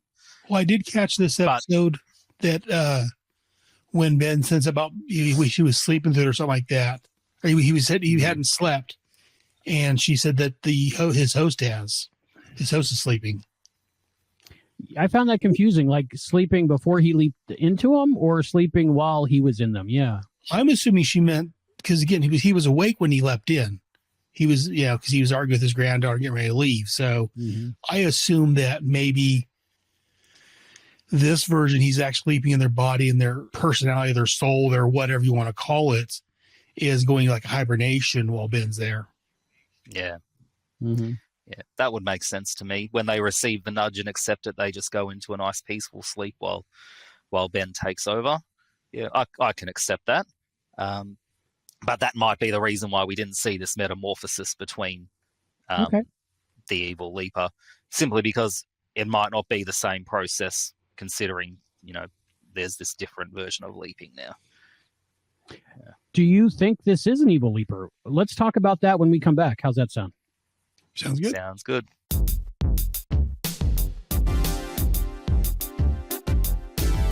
Hey there, welcome to the Quantum Leap podcast. I'm so excited now to be bringing you the latest interview with a member of the cast of the new series of Quantum Leap. I've got with me Harry Yee. Harry, welcome to the show. Oh, thank you. Thank you for having me.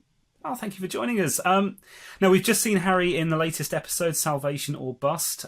So we're going to be talking about that and Harry's experiences on the show. But first, Harry, can you tell me just a little bit of background about yourself? I know you had a career in musical theatre and then maybe moved into TV and film. Can you just give us a bit of an overview of that? Well, I started out as a dancer way back when, many moons ago. And I was fortunate enough to do some big blockbuster musicals. The first one was Starlight Express, written by Andrew Lloyd Webber. The second one was King and I by Rodgers and Hammerstein. And the other one was Miss Saigon, which I did 3 companies of that musical. And I went on to play the lead, the role of the engineer in Miss Saigon. Fantastic. And what took you then to TV? Was that a gradual kind of shift, or are you still doing both? I'm still doing both, but at the time when I began, I was fortunate enough to do 4 big shows, and when you do one, and if it's successful, they wind up doing road companies. Or even international companies and doing that. So I did do 3 companies of Starlight Express, the international, the national, and the Broadway company. Same with Miss Saigon. I did the Canadian company, both of the national companies on there, and also King and I, and Anything Goes too, the Cole Porter musical. So it spanned for like a good 15 years of my life. I was really lucky. I was able to bounce from one show to another. Amazing. So what took you into the world of TV as well then? It was always my original passion to do film and television, but since I grew up in New York City and Broadway was my background, it was right there, for me to just indulge and enjoy and then originally, when I was in high school, we would go see these shows on Broadway. How fortunate for us, for the kids living in New York City, to see some incredible shows in New York City. So that kind of opened my eyes to the performing arts. So I had an idea where I wanted to go. But, one thing led to another and different roads opened up. And I found refuge at this dance studio. And I got on scholarship. And the scholarship wasn't all paid for and all that. It was basically cleaning the dance studios, the locker rooms and everything 4 times a week. And I would get all my dance classes for free. Oh, I ate it up. I did that. I was taking 3 or 4 classes a day. And these were big, incredible professional classes right there in the heart of New York City. One of the studios was called Broadway Dance Center. The other one was Steps on 74. Alvin Ailey was big at the time. So there was this big musical stuff happening during that time. So I just went in, head first, just swimming in that ocean, and it was a great experience. I'm curious, people that love musical theater, I love musical theater, usually have a story about like the first musical they saw and how much it means to them and the experience. Like what musical was your first musical that gave you that bug that said, I want to do that? My first musical wasn't okay. Well, if we go into the musical, my first play was Amadeus. Oh, okay. I went and saw that with F. Murray Abraham. Wow. And just, it was incredible. It was incredible. And then the film came out, and that was just, it was just an extraordinary experience to watch something that you saw on stage, just project on film for you. So that was my first show that I saw. But the first one was Cats. I have to tell you, Cats was just an amazing journey for anybody who's never seen a musical before to go in and enjoy this wonderful world that we can create for all the fans to come and enjoy. They come out into the audience and they sit down next to you and they start acting like cats, meow, meow. How wonderful is that? So you feel like you're a part of it when you're in the audience of watching that show. And what was great about that in New York City was during the matinee, if you wanted to catch the second act, you could always sneak in, because everybody would come out into the streets and hang out during the matinee. So you just blend with the audience. And if it's not sold out, you'll get a seat. So I've seen the second act of Cats at least like 10 times. That's awesome. Incredible. That's awesome. Yeah. Yeah, I love Cats. It sounds like from that and from everything you just said that the early part of your career, you've seen a lot of opportunities that you've jumped on, and there seems to be a mixture of luck and being in the right place at the right time, but also really working hard to make the most of those opportunities and not let them pass you by. Oh, absolutely, absolutely. I mean, when you start out in the performing arts, you see a lot of great performers in the studio, training and practicing, and you aspire to be like them. I was fortunate enough to be in a classroom with Mikhail Baryshnikov, and at the time he was the director of the American Ballet Theater. And just to be in the classroom taking ballet class with him was just a mind-boggling experience. Like, oh my goodness, because I also saw him in a movie called White Nights with Gregory Hines, and just his style and movement was just so precious to watch all the time, and such passion and endurance that he had, which I wanted, and at the same time, I'm taking classes with this guy. Amazing. I had some great experiences with a lot of number ones. Also I went on tour with Rudolf Nureyev, the first Russian defector from Russia, and I went on a one-year tour in the United States with him, and that was such a great adventure. And he was an amazing character just to watch all through and through. Talk about divas. He was one. At times, we would come in and sign in during half hour, and you would hear like a glass crack in the back, and you hear him in the background. Get out, you swine! Leave me! I've never experienced that before afterwards, but that was just amazing. I'm like, oh my God, as soon as you sign in, drama llama backstage, experiencing Rudolf Nureyev. What an amazing man. Wow. What a legacy. I mean, stuff that he's done. In film too, I've had a great experience of working with a lot of, like I said, number ones also. I worked with Christopher Walken in Balls of Fury, that movie. Oh, wow. I played the Japanese champion in that. Yeah, Oh, I cool. played ping pong in that sumo diaper, with that G-string that goes up your butt. And in the match, my first shot was on my butt, as you can see, if you watch the movie called Balls of Fury. Yeah. And I got a standing ovation. We had like 400 people, background and everybody. And after the first match, the cameraman with the handheld, he was just shooting and shooting and shooting. And Dan Fogler, who was the star of the show, he just crashed onto the ping pong table. And I was supposed to lose, and he was supposed to win and be victorious. But you got to keep going with what's going on, with the shot.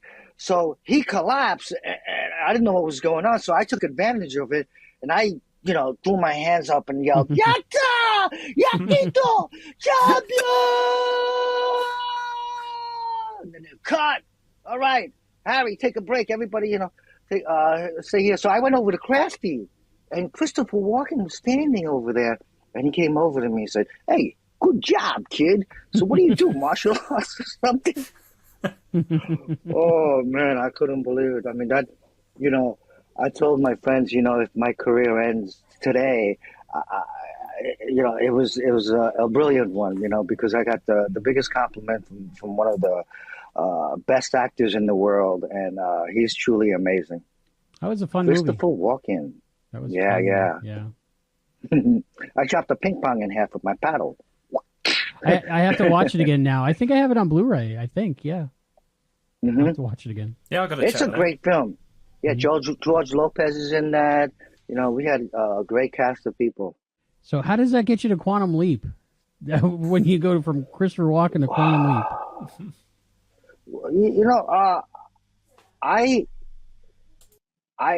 I don't give up, easily. I just don't. And to make that leap and that transition from theater to film, for me, it wasn't easy. I mean, it took years and years of just persistence, auditioning. I met Tom Hanks once, and he told me, hey, persistence is the key. And then I saw him on an interview, and he said the same thing. So I thought he was just saying it to me or anything like that. But it's true. You just got to hang in there. You never know what's going to come right around the corner. And you just got to, for me, I just want to I want to throw in the towel at least like 10 times. But I just hung in there and just, auditioning from one show to another. And right now, I have like 3 or 4 auditions a week, and all on big shows too. So Quantum Leap came up, and Jennifer Cooper casting called me in, and I was auditioning for her for a good 5 years. Just to get on her radar is a hard thing to do. So over the years, I guess I impressed her, and she's been calling me in at least twice a month for different shows and stuff like that. So I put in a good one, and it paid off, and I got onto Quantum Leap.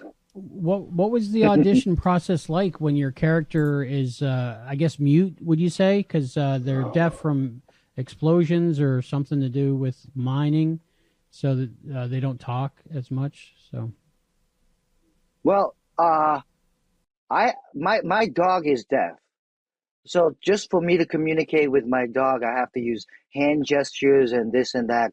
But it's more with the eyes, concentrating. So I had help at home with my dog, and he's 12 right now. So I had a good 12 years of experience in dealing with trying to communicating with my dog. And so I took that perspective in the beginning. And then the rest of the other stuff, I walked around with like stuff in my ears, and I was just trying to use all my other different senses, to communicate. Hand gestures or eyes, facial expressions are really important when you can't hear, when you're trying to convey some kind of message. So I was doing all of that for 3 or 4 days. And then I felt it, because you can also hum in the back of your mind, and close out sounds too. So you have to relax and just be secure with what direction you're going to go, and just let everything happen. And when that happens, magic, can appear right in front of you. Acting is one of the hardest things in the world, but if you have the right people around you to make you feel comfortable, and I did, and thanks to Deborah Pratt, she was there from the beginning, from the conception of this show, Quantum Leap, and she just, it was her vision to reboot it again, and she did a great job. She put a tight cast together. Like you said, this is a big episode. Going back to 1849. Oh my God, we shot in the back of Universal Studios. They have this great Western town back there. And it was amazing, that the horses, the cows, the smell of the manure. It was just, you felt it. You was just like, oh my God, this is it. This is it. I'm here, everybody in costumes. So first of all, I got to thank her for engineering and putting all this together. But not only that, the writing of this script was just perfect, dead on. Benjamin Rabb, Derek A. Hughes, they're a team that put this script together. And they were on set every day, and the 2 night shoots too. Also, Deborah Pratt, she was there too, making sure everything was okay. If we needed anything, she was there. Big fan, always clapping after each of the scenes. We had some great support from production to everybody that was part of Quantum Leap at the time. Oh, let me tell you, Raymond Lee, what an incredible guy. He's just amazing. Great, wonderful personality. I mean, we met for the first time and we didn't stop talking for like 2 hours. We just, he loves to talk, I love to talk. We were just talking about, the world that we're in right now. Because there's 3 different generations of Asians in there. Eddie Park, who played my son, myself, and Raymond Lee, the star of the show. Big star, rising star. And the first night that we shot was the big bonfire that we had on set. And me, Raymond Lee, and Eddie Park, we had to run into the scene. They had like 4 or 5 cameras set up everywhere.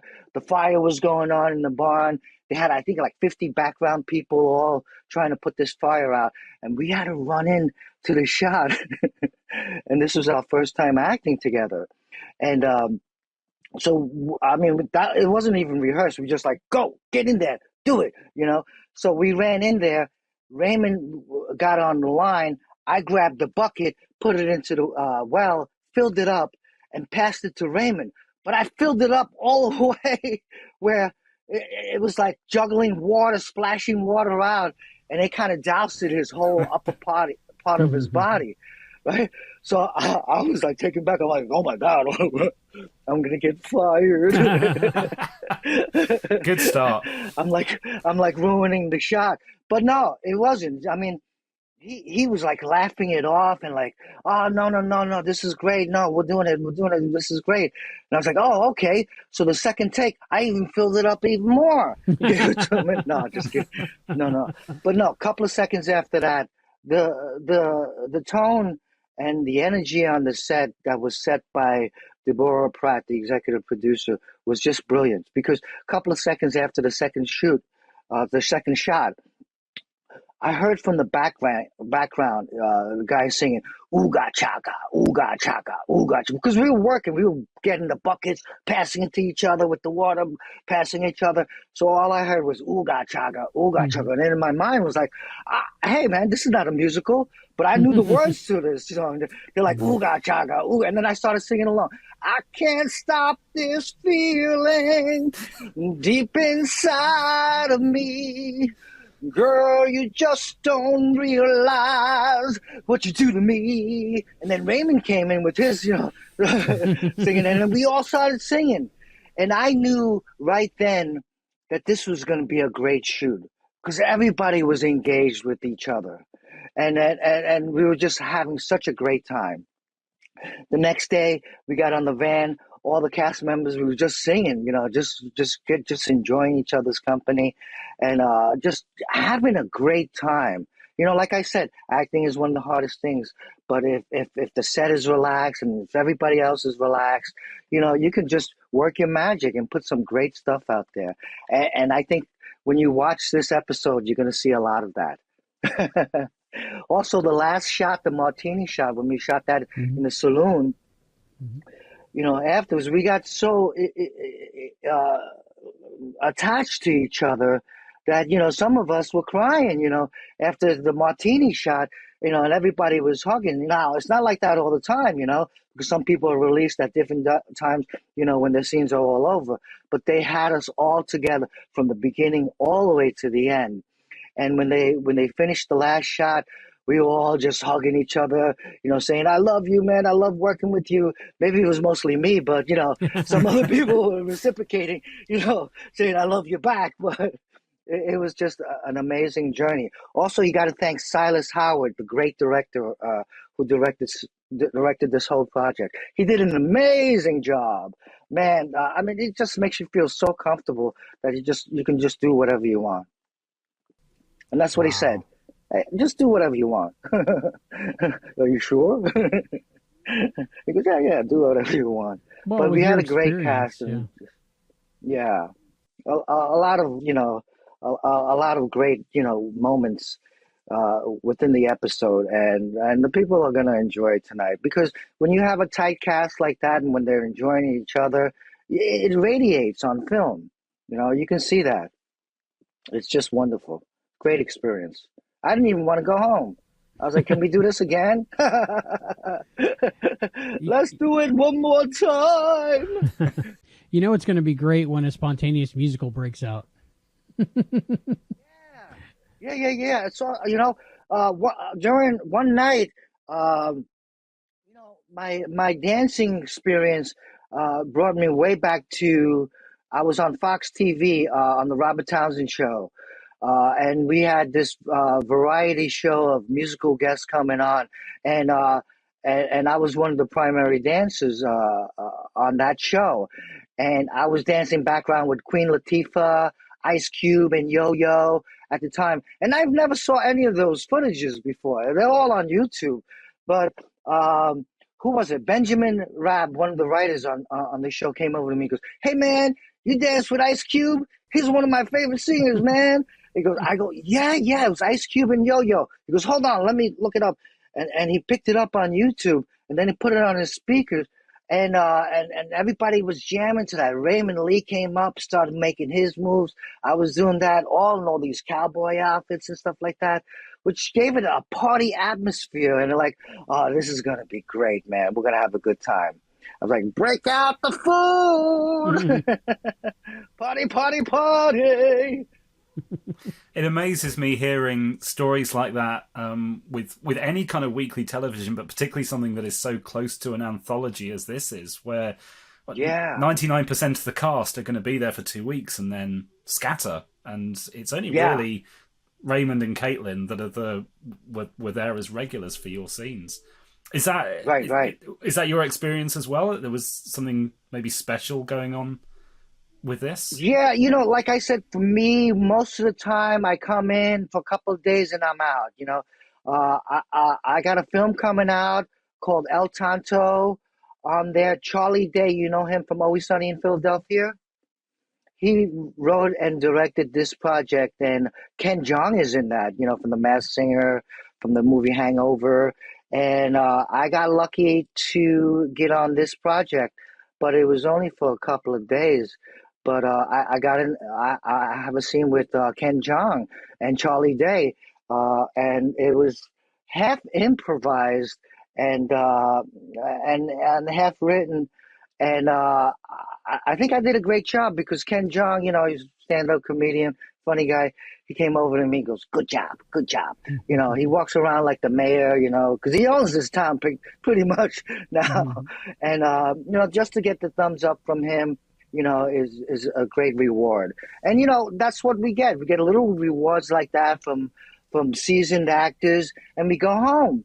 And that's that. But on this project, you just felt like, you were part of the family. And I wish I could do it over and over and over again. But just to have that experience, is just tremendous. Good. In that scene with the soup. Did you see that? Yeah, Did you see that scene? We've seen the screener.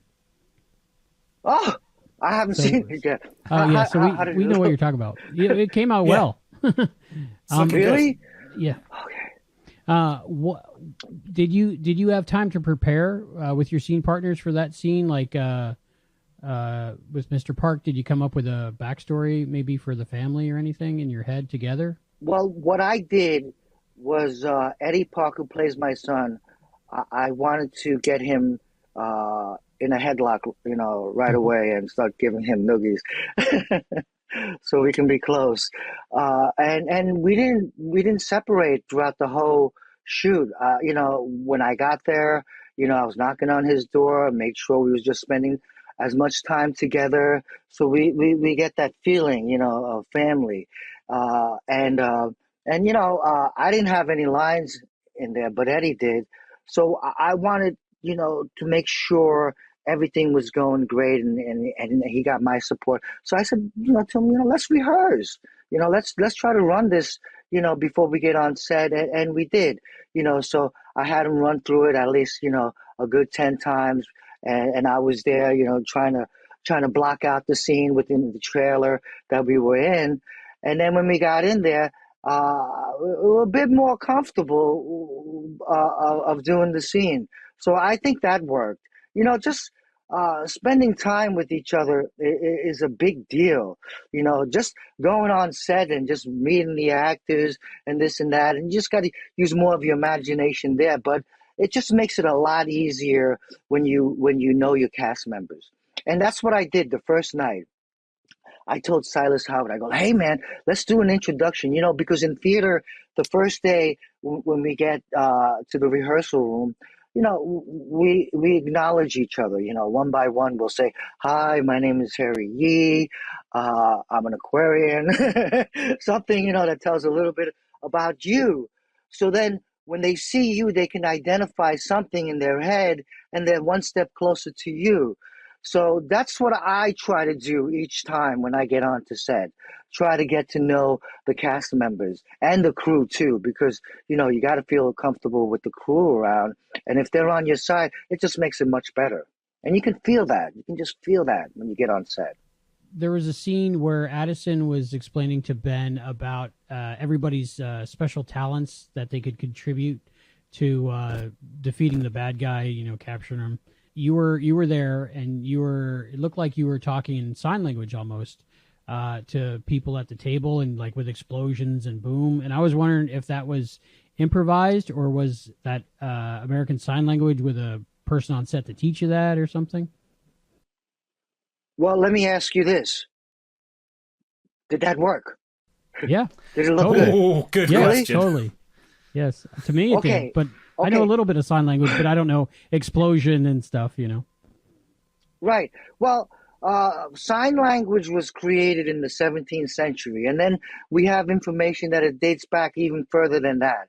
But I figured, 1849, this guy's a Chinaman that came over from China to help out, to build the railroad, and he lost his hearing through the dynamite noise. Yeah. Maybe he was a little too close, or who knows, but it bursted his eardrums and he couldn't hear. So I figured, you know what? There's nobody out there to help him. He's got to do it all on his own. And I didn't even know that scene, we were going to do that scene. So, sometimes they put everybody together. All right, we're going to do this. We're going to do this. We're going to do this. So you have to be engaged and just be ready for whatever happens. So the fact that I couldn't talk or I couldn't say anything to communicate with them, because the scene was about what do we do together to fight off the bad guys. So for me, the only information that I know is that I'm a dynamite expert. So I can use this. That's my only weapon. So I came up within a split second before they yelled action. I came up with the smackdown with the dynamite spread out because there's another scene where I'm on top of the saloon and I'm throwing dynamites down, at them. And that's a great story because the camera guy was looking up at me throwing it down, and I was so into it, throwing those dynamites right down, that it came right down and missed his toe by like an inch. So when they yelled cut, he goes, "Hey man, you almost hit me." I go, "You're lucky, man." I was aiming for you, but it was a great shot because the camera, the dynamite came like that, right in front of the camera. So I go, "Okay, we got one." On there. Like I said, if you're really relaxed with the crew and everything, you can do whatever you want, and just wonderful gems come out. Just like in that scene where I'm packing the dynamite. I remember a couple of days before we were doing that scene where I am packing the dynamite and putting everything in there and gently putting it down. And that was a great shot. I got a picture of that where the backdrop was just all lit and you see me in the cowboy hat and I go, "Oh, wow. Oh, this is great." Oh, man, this is Hollywood magic, And they made us look really good with the proper lighting and everything else. So I used that scene a second before I got lucky, because it just came into my head. And I go, "Okay, let me put this together. Let's go. Action, go." And I'm like, doing just like look good. Totally just trying to convey we got to do this, that kind of thing without any dialogue. So I used a lot of, facial expression and energy, we can do this kind of thing. So that it was a nice surprise to me.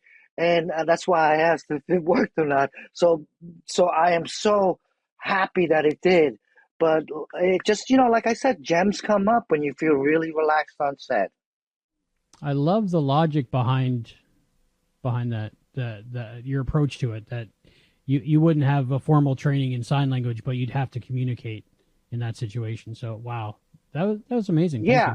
Yeah. I mean, that's all the information that I got. So, I mean, what more can I think of to make this work? I mean, there's nobody teaching me sign language. I guess I had to teach myself doing all that stuff. So it was a wonderful journey to experience something like that too, and also being playing a single dad to Eddie Park, just to have that concern, because I know when the cowboys come in and they shoot the sheriff, I have to protect my son, and for me to spend time with Eddie, which was a joy to hang out with him, because he's a truly talented kid. He's going to be a big star. Just to protect him was just natural. This is my son. Nobody's going to take him, even though if you can, see what I mean. You can feel it. I'm protecting him within that. Hopefully they got a shot of that, because they did a couple of close-ups on that one. But yeah, it was just, I just want to make it more natural as possible. So all that time behind the scene, fed into when we were shooting. It paid off. Yeah. Okay, good. Yeah. So you've told us a lot about your relationship there with Eddie and with Ray. Is there anything you can share with us about your relationship with the other members of the cast? Was there any one specifically there that you bonded with, or have you got any stories you can share with us? Yeah, I have. Who I forgot his name. The cowboy who comes in. Mark William McCullough. We just talked to him yesterday. Yeah. You did? Oh, Yes. what a great guy! Such a nice guy. Man, when he shows up on set with his look and everything, is just it was pretty scary. He comes in with his cowboys riding those horses, and he's a great actor. I got to say that, because well, it's hard to act on top of a horse, but when your horse is not, listening to you, or has to, have a bathroom break, it's really hard to spoot out some of your dialogue. I hate to use that word, spoot out, but he did it with such class and such grace. He just waited, he's just so relaxed. When it was his time to deliver, he delivered. And he's just got this energy that you just, oh my God, you're just immediately scared of this guy, You don't want to mess with him, because he'll take you down. Yeah, no, we got that from him. He was obviously somebody that's able to switch that on very quickly, because came across as such a nice guy when we spoke to him. But yeah, and you know what? All three of us, me, Mark, and Raymond, we all had a chance to work with Tom Cruise on there. Okay. Raymond just worked on Top Gun with him, and Mark did a couple of projects, and we were all talking about that. So I have this story with Tom Cruise where I accidentally kicked him in the head when we were shooting, and he got up and just you could read his lip. He didn't say anything, but you can just read like. So I thought he said, "What the freak?" on there, and and for me, my experience with Tom Cruise was amazing. What a wonderful guy, man! He's engaged, focused, and he's there. He's there for you. But accidentally, the stunt coordinator picked me up. I'm not a big guy, so it's really easy to pick me up and fling me. And he threw me where Tom Cruise was rolling around picking up the gun, and I accidentally kicked him in the head. I mean, it was a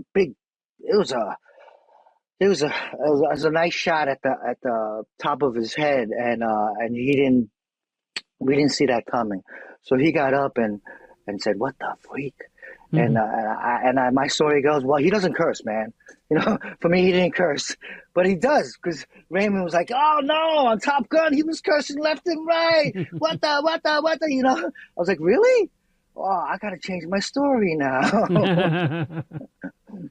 He does curse, but he was gracious, and he was really nice about the whole accident that happened on the set. Because the stunt coordinator, after like 30 seconds, came in and said, no, it's my fault. I threw him. And because for that long of a period on set, when something like that is happening, it seems like a lifetime, But when he came, the stunt coordinator came and said, it was his fault. Tom Cruise came over and gave me a big hug. I was about to cry, man. I thought they were going to kick me off the set, But he goes, "Oh, that's okay. That's why we have second takes." And so we all shared our Tom Cruise experience on the set of Quantum Leap. It's a small world. Nice. Yeah. What will be your takeaway from working on this episode of Quantum Leap, Salvation or Bust? Like, what are your parting memories of it? Your feeling about the whole process? For me,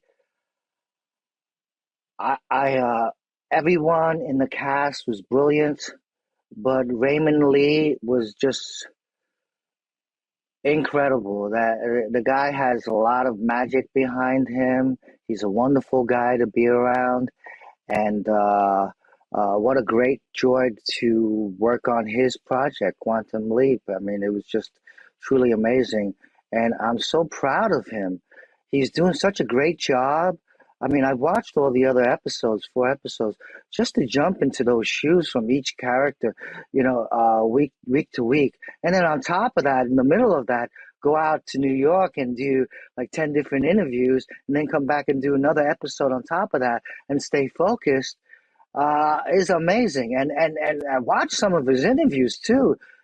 He's so talented, man. It's just a joy to be around him, not alone just working on a project with him, but he's just a great guy. Raymond Lee, star. So yeah, you've mentioned projects. You mentioned a couple of your previous projects, and obviously everything that Raymond's doing at the moment. Can you tell us what's happening in your world at the moment? What we can expect from you next? Yeah, I have a movie coming out called El Tanto, written by Charlie Day. Directed by Charlie Day, and let me tell you, after the first shot that we shot, Charlie Day came over to me and said, "You're on my team." I literally thought I was on his team. 6 months later, I didn't get a phone call from Charlie's not calling me. I thought I was on his team. What's going on? And this is a funny story because Raymond Lee also worked with Charlie, and he told me the same story. He goes, "Well, he said the same thing to me." What do you mean? He said the same thing to you? You're on his team too? And he goes, "Yeah." He said, "Well, he said I was a great actor," and he said the same thing to me. I go, "No way!" So I went over to Benjamin Rabb and I told them the same story. Now, the thing is, I guess it's a new Hollywood thing when people say, "Hey, you're on my team." It's not literally you're on their team. That means that was a great shot. That was a great take. It was a great scene. You're on my team. So I was pretty much educated on Quantum Leap about, people saying, certain things on set, like you're on my team, meaning something totally different. Totally different. So it was truly an honor, to get that from Charlie Day, So the first take was great. And then he let me improvise on the other scenes. I can't mention anything because it's not out yet, but he let me go and it was great. He kept on coming over to me and saying, "I don't know what you're doing, but keep doing it."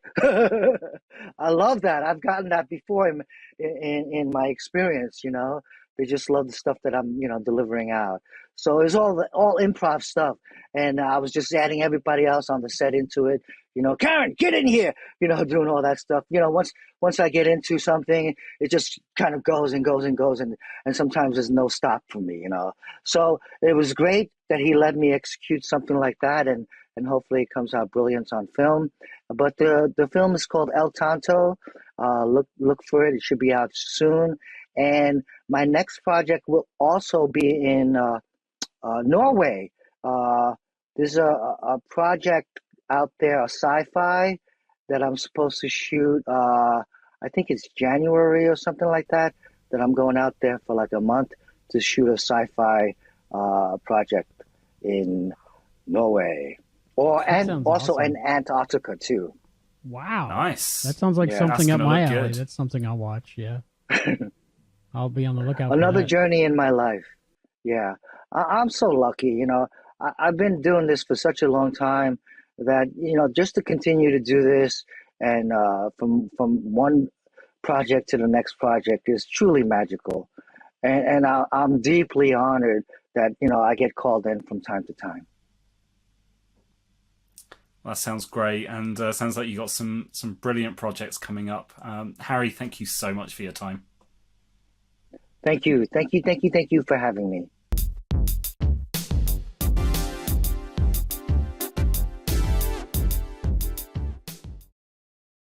And we're back. I say we raise a very muddy water glass or a glass of whiskey, because wasn't that water just lovely? I noted. I thought that was like a reference to Back to the Future 3, maybe, because they did that in Back to the Future 3, where they're drinking the water and it looks like mud. So, man, I guess that's why everybody drank beer back then, because it was cleaner, Whiskey and less dysentery, maybe. Yes, because it had alcohol in it. And it tastes like gas. That's how they all stayed so thin. Yeah. But drunk Ben, he was like, "Not my body. I don't care." And again, he's saying it's not his body. So I just think it's too perfectly wrapped up in a little bow at the moment. Mm-hmm. I think there's got to be something different going on. And I mean, we did see when he was a woman, he still had his own strength. So or she was strong. I'd say he's. I mean, still there. Up, so Antonia, bounty hunter. Yeah, she'll probably be working out. Some really mean right hooks. Yeah. So. Oh, over here, the Sheilas hit heaps harder than the blokes. Don't make me subtitle this episode, because I don't know what you said. I got to look it up. Well, a Sheila is a woman and a bloke is a man. What did you think about drunk Ben? It was interesting to see Ben drunk. No, I did enjoy it. Yeah, he's like, no, just some water. Yeah, he doesn't want to drink. He's on the job, if you will. Mm-hmm. But then he got to a certain point where, might as well, when in Rome and all that. Yeah. Well, it got to, I think that was the needed. I'll say it was kind of needed, a little bit more Chekhov's gun, because he made the comment, "Oh, it tastes like diesel or petrol," or whatever he said. Gasoline. And Gasoline. Addison said, "Yeah, it probably is that." whatever you call it over there. But the thing is, that's what they burnt in order to trap the bad guys at the end. So he wouldn't have known that you could do that, or at least not as easily, if he hadn't actually found that it was so similar to gasoline. Well, I was thinking ethanol, right? I mean, that's what they put in gas to thin it out and stuff. So that's probably mostly what it was. And it was high enough to make huge flames and light up firecrackers and stuff. But I'm reminded of Homer Simpson. One for you, one for me, one for you, one for me. I liked how they set up the thing of the water being so dirty that it made him drink. So he wasn't really drinking because he wanted to get drunk. I think he was just thirsty, and that's what they had. So, but it worked out. It made him, I think, a little bit more less stressed and more easy to talk to Addison. I liked Addison and Ben's conversation while he was drunk, and just Addison and Ben the whole episode, where they were acting like teenagers, on their first date again, almost, because now that they reintroduced the dynamic that they both know that they were dating, Addison doesn't have to hide it anymore, because she was basically hiding it from Ben before and just acting like they're work colleagues. But now that they both know that they like each other, then there's this shyness and this, I don't know, it's just a whole new dynamic. And I think that's what I got most out of this episode and enjoyed most out of this episode, that part. I would say I also like the fact that he acknowledged that he was in a relationship when he was like, no, it's okay, I'm newly engaged. It kind of gave him a cop out. And I kind of thought to myself, well, Sam had so many, not relationships, but trysts, I guess you could say, or where he just was thrown into all of these romantic type things or whatever you want to call it. But I'm wondering if this season is going to be the polar opposite of that, or at least a lot different in that regard. They're not going to be heavily relying on him dropping in the middle of somebody making out, or having to sleep with that person, or any of that. And I kind of made that question even before we started watching the show, because I was like, that was kind of like the 90s thing to do. So I'm kind of curious now, because those kind of things they're more blasé now. They're not really done a lot in TV anymore. So I'm kind of curious how the whole relationship thing is going to play out with the fact that, I'm newly engaged. Yeah.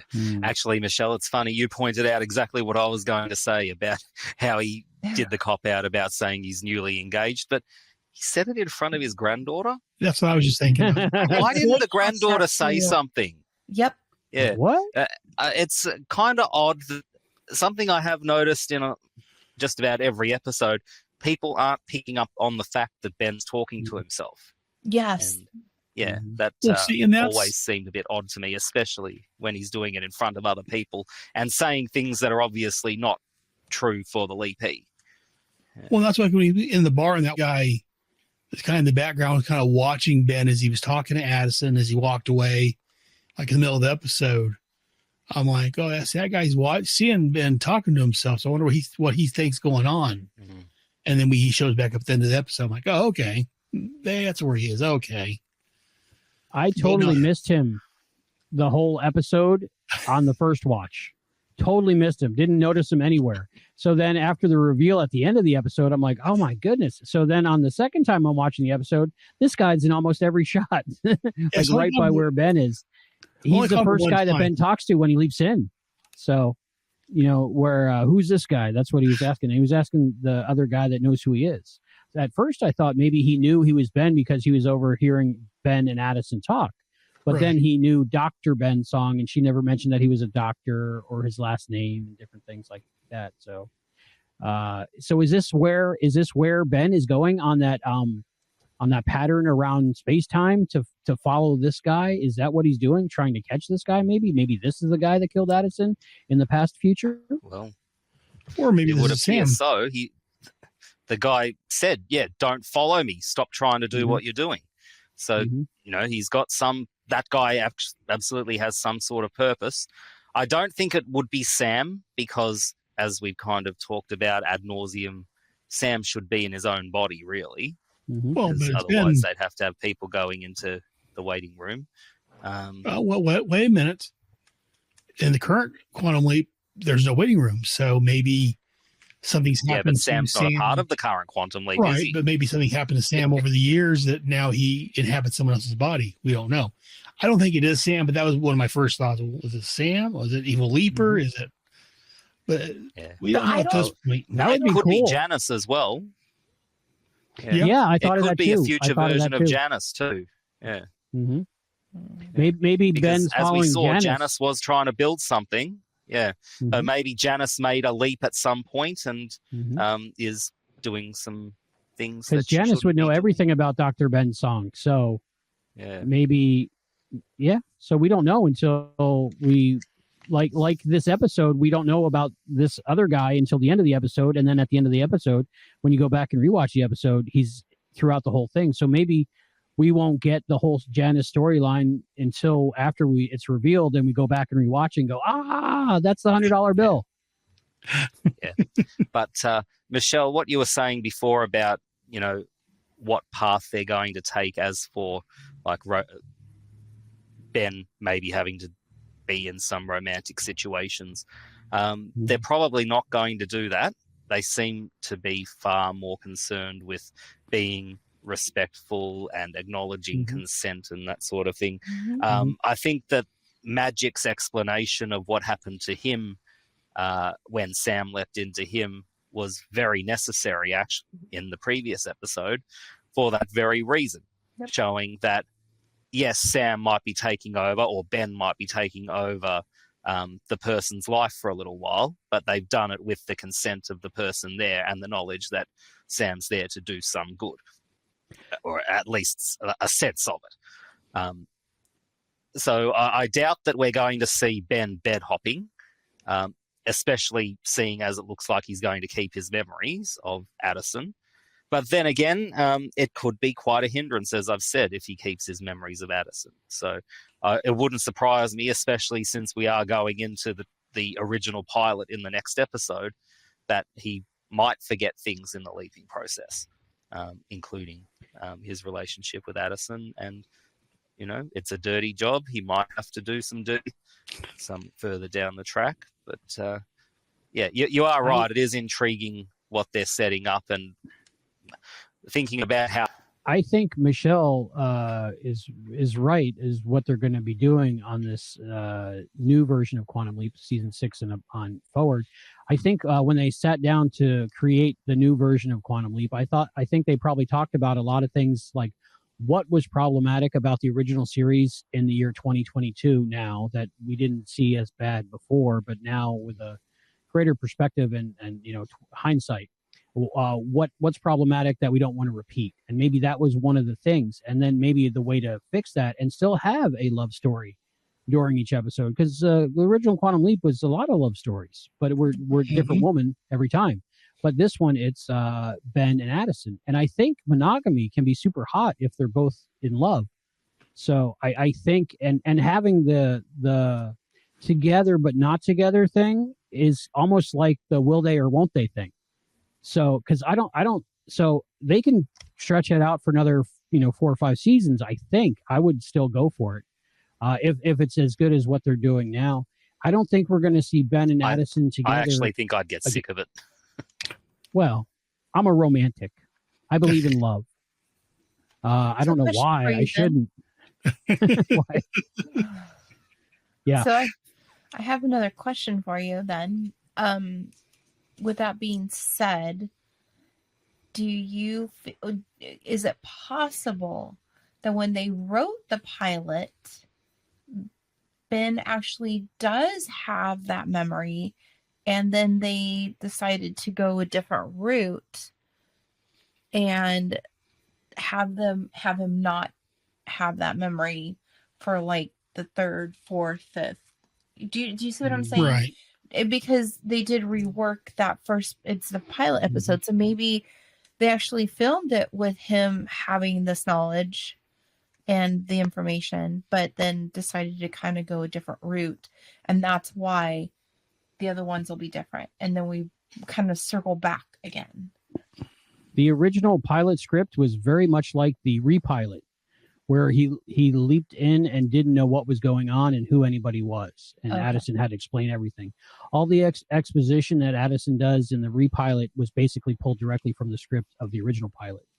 Okay. So Ben during the earthquake had no idea who he was, where he was, what was going on, and who Addison was. So he was trying to get her to not get run over by fire trucks and stuff. So, So we'll find out next week. I think, yeah, next week. I can't wait. I'm so excited to see the original pilot and see what they did with it. So I don't think we're going to see Ben and Addison together again until the final episode. And I think the date that they set up at the engagement party where they were going to grab a bottle of something and go sit at the pier or whatever it was they were going to do, I think that's going to be the ending of whatever last episode of this series will be. I hope. That would be great bookends. Well, did you notice that this is the first episode we didn't get the leap out into the next episode? I did not. And I'm actually wondering, do you think this is because it was the original pilot? Maybe they didn't have an actual leap in, like a standard sort of leap in planned for that particular episode, and they didn't want to film one. It's possible because in that original script, when he leapt in, it was the POV of Ben. So you saw Right. Ben's POV. That's how it started. So there would be no leap in. Wow, I didn't even realize that. Huh? Yeah, it was the second viewing when I thought, hang on, what's the next episode? And then I thought to myself, and I'm like, I know episode 6 is the earthquake leap, but it didn't occur to me until the second viewing that we didn't actually see any of it. So, yeah. That is crazy. How did I not recognize that? How did I not see that? Yeah, interesting. Did you notice it, I'm Aaron, sure- or Michelle? Yes and no. I mean, as we've been sitting here talking, we're trying to think, well, how did it end with him leaping out? But where did he leap to? Mm-hmm. Yeah. Yeah, I don't think. Yeah, Unless- him leaping. So I didn't really. Unless the screener was incomplete, there's also that Yeah. possibility. Mhm. We won't know until we actually look at the Right. episode when it actually airs. Mhm. Because it might be they just haven't finished it because they had to do some rush refilming. So Right. maybe they've Mhm. decided to hold off a little bit and put it in last minute. We don't know. I guess we'll find out when we see it. I And think of when we course, talk everyone to- who's watching us at the moment already knows the answer. So be sure to put it in the live comments. I think when we talked to some cast members, they were talking about stealing a day here and there while they were shooting episode 7 to do reshoots with this and upcoming reshoots. So we don't know what the reshoots were. So we'll have to wait and see. But I'm sure when we watch the episode on network TV, they'll have, the next week on Quantum Leap thing. So we'll get some Jewel State and we'll get some Jewel and Raymond running away from falling debris. And we'll get some different handling. 3 different ones, I believe, is what Raymond Lee told us. Apparently, okay. So that's going to be great. We have the hockey puck, we have the gummy bear, and we have the iPhone one. I think. Nice. Yeah. So that gummy bear, it might be from Replica Props, and if it is, I'm going to jump off my couch and go, I know that guy. He made it. Yeah. No, right? That'd be so cool. Yeah. Yeah, that would be really cool because I don't know. Special thanks to Morgenfelden in the credits, I'm hoping. Yes. So then I'll get to interview him again about how he made the gummy bear. Yeah. Well, I know that that'd guy. be fun. We could get him as get him as our guest next week, perhaps. That's a great idea, Hayden. So we'll see. Yeah. Yeah, We'll see who wants to be here. Aaron and Michelle are always welcome, of course. of course. Hayden, If they can put up with me for another couple of hours again. So going back to what you were saying, Albie, I thought it was a really neat point when you were saying that it's probably going to be, or maybe it was Hayden, I'm not sure. we look alike. about to be the last time till the end of the season that we see their relationship. And I think that's neat because they've given you a taste of their relationship, a taste of that tension and that heartfelt love. Now all the audience is going to be waiting with bated breath as far as the next time when he remembers. And it's going to be one of those things where they just kind of dangle that carrot in front of you for a while, I think. And I like that thought process. And I think that's a really neat plot point and even character development for Addison. And, you know, she's had that connection back with him and he's now remembering. And then to remove that from her, that's going to be gut wrenching. And that'll be an interesting thing to see. So I like that thought process. Well, we did see in one of the promos as well, there's a scene where Addison removes her ring. And so I don't know if Ben forgets something and then does something that she doesn't like, or if perhaps if Ben does forget, maybe she's under instructions again, don't help him remember. And so she knows this time, you know, if he sees the ring, he's going to ask about it. So she might know she has to leave it behind. I don't know. We don't even know if it is going to be the case that he will forget. But it would seem to me like it's going to hinder the series too much if Ben isn't able to act freely on the leaps. So, or to play devil's advocate, maybe she removes her ring because maybe Ben remembers something and he's not up to good. Yeah, or maybe they find out he's up to no good. Yeah. I mean, or we haven't thought of this the whole time. What if Addison is up to no good? Nah. Why? she's too pretty. No, she's okay. I don't know. She really wanted Ben to kill somebody this episode. I'm just saying. I hope the love story goes I hope they get together at the end. I want that moment where I'm sitting there after season 4, 5, 7 of Quantum Leap 2022. And they get together and they kiss at the end and then fade to black and everything's great. And I cry. I want that. I want to cry, that happy cry, you know, that's what I want. But if anything, I know from love stories and usually like romantic comedies or romantic movies, there's always a hurdle. So of course the relationship's going to go through a hurdle. Otherwise they don't have to earn it back. And then you don't get that ending, if that makes sense to me. Absolutely. We'll see. But it's got to come. But, are they going to get renewed for another season, or are they going to have to wrap it up in this season? I'm glad they got more episodes so they can tell a longer story. Yeah, we should point out there's this news that Quantum Leap was approved for a full season. So we're getting 6 extra episodes than they'd originally planned for, which is fantastic. Exciting. Don't read all these news reports saying that the numbers are dropping. They're not. They're actually increasing because we have to take into account all the streaming numbers and all the DVR recording numbers as well, which the +3, the +5. And also it hasn't even reached most of the international market yet. And that's a huge revenue source. So I think they're going to be good. I think they're going to make their money back. I think we're going to get more Quantum Leap. And they didn't know when they put out Ian talking about might be 10 leaps, might be 20. We're not sure. Right. So, but now we know. We're at least getting, 19, Hayden, 18, something like that. It's 18 or something, isn't it? Yeah, it's really good. And speaking of Ian. Oh, yeah, Ian. Speaking of Ian, they looked fabulous in this episode. Right? How oh, my good. Goodness. They slayed it. Yeah. I'm not usually into tattoos, but I'm digging them on Ian. I'm telling you. Did you see that one on their chest that said gender and had a line through it? I think that's Mason's actual tattoos on them, right? Seems like it from if you follow it on Instagram. That's what I figured is that they're actually real tattoos. They're definitely taking the Al's flamboyance to another level with the Ian character, and I love it. Yes. I just can't wait to see what Ian's wearing each episode. Keep that up. Yep. Yeah.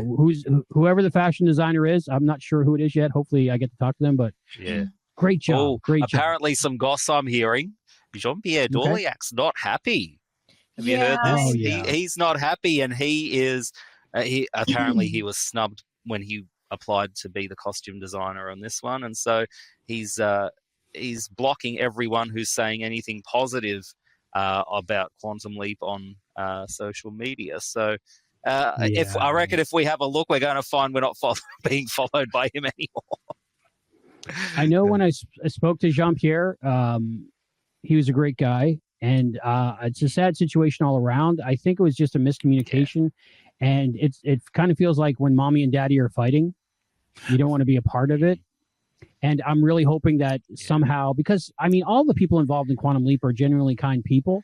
So I think it was just a misunderstanding, and I hope it will all get worked out one day. I really do. Because let's hope. Yeah. Yeah. So. Because he did a really great job. And look, in my opinion, if somebody's been doing a really great job and they're available, keep them in the job. That's my opinion. All right. I understand that things might happen. People might not be available. They might have moved on. But if they're, available and willing, then by all means, reuse them. My thought on that is, as a person that was involved in the original series, I think you wish everyone well and you let them know that you're available if ever needed. And it would work out better that way. But getting upset and mad about it publicly is probably not the right thing to do. But we, none of us are perfect, and none of us are our worst moments. So I think hope it works out. Yeah, and I hope JPD knows that we do really respect him and all the work that he did, during the time that he was on the show. Oh, he did fabulous work. Absolutely.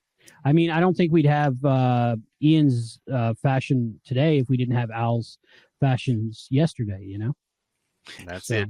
Al crawled so Ian could run. Exactly. Hayden, we got one more interview coming, but I think we need to talk a little bit more about Camp Aches before we get there.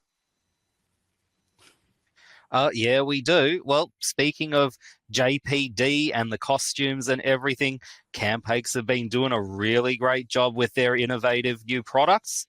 They now have created edible clothing, and they're all maple flavored. So that's great. Yep. I know it's brand new Camp Ache technology, clothes made out of pancakes that don't go off and can be eaten whenever you want. And thankfully they replenish themselves too over time. So it's not like you eat them and then you don't have anything to wear. They will come back. I think the one thing that Camp Aches was missing in their whole line was edible clothing. So I'm glad that they've developed that. The people at Camp Aches are just innovators. If I ever saw any, they are. I haven't gotten them. They said they're going to send me some, and I don't know whether to wear them and eat them or just eat them. But they're maple flavored. So I'd like to go around smelling like maple, and people be like, "Did you have pancakes?" I was like, "No, Camp Aches." Are you from and then Canada? show my shirt, and then offer them a bite of my shirt, possibly. So that might get me arrested in some places. I'm not sure, but it will. Yeah. So go to Quantum Leap. Go to quantumleappodcast.com/Camp Aches and check that out. Follow our link and use code, what is it? QLP AFTERSHOW. Yep. QLP AFTERSHOW. All right. Now with that, let's go to our next interview. Today we have William Mark McCullough.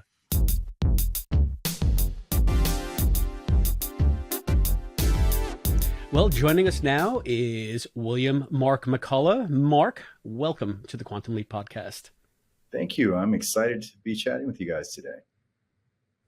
Well, we're excited to have you.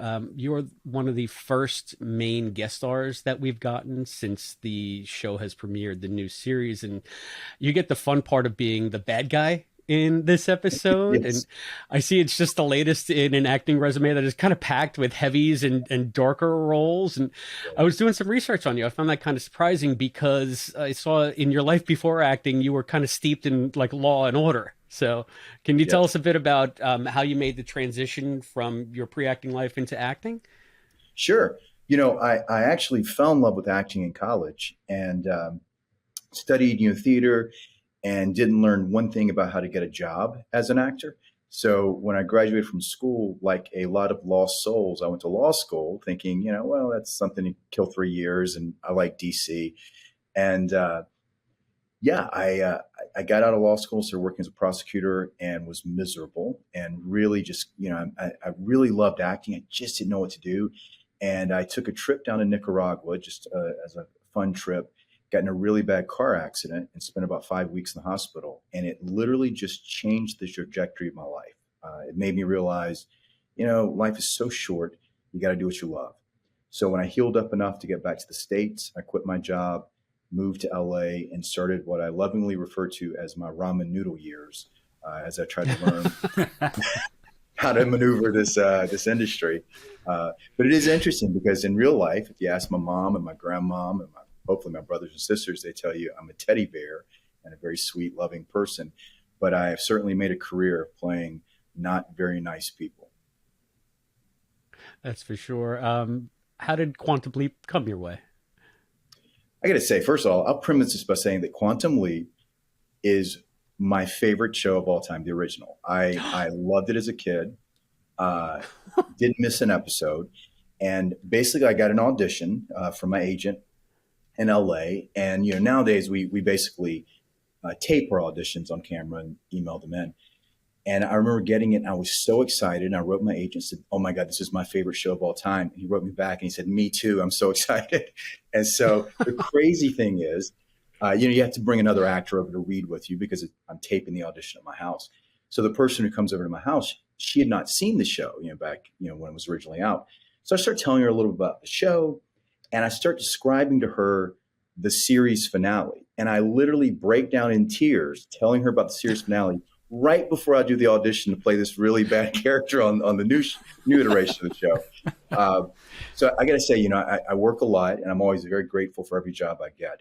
But I have not been as excited about booking a job as I was about booking this one since I was a wee little baby new actor. I was just so thrilled to be a part of the Quantum Leap world. That's amazing. And it's not often we get people who have such a love for the original series. A lot of the people we speak to are, it was before their time, or they're new to it, they're just discovering it. You say you're excited by it. Was there also a sense of heavy weight on your shoulders joining this long legacy? Or was it just that much fun that just bypassed that part of your brain? It was mostly fun. For me, like getting to be a part of the universe of something that was so important to me as a kid.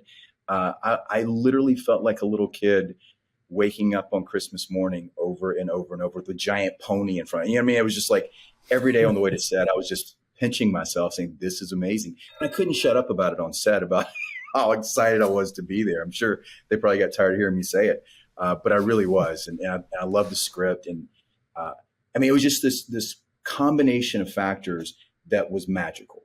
The script was wonderful. I loved the original show. The cast could not have been kinder, more just accepting and loving and supportive. The crew was amazing.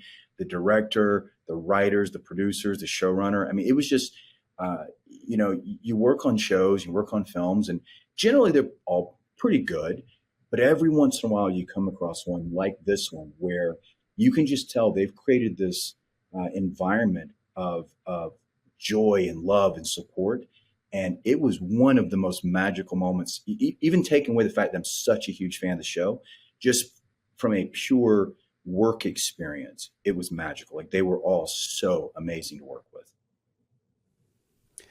That is terrific to hear. Oh, now that I know that you're one of us, I want to pick your brain about the old series and totally geek out, but I'm going to stick to the episode that you starred in first. You were talking about working on the set, and this is by far one of the most cinematic episodes of the new series that we've seen yet. And you had a lot of action scenes, including horseback riding and gunslinging. And I just want to know a little bit about how you guys brought that dynamic to life, because it seemed like a very, very active kind of shoot. Mm-hmm. It was very active. From an acting perspective, it was probably one of the most difficult shoots I've done.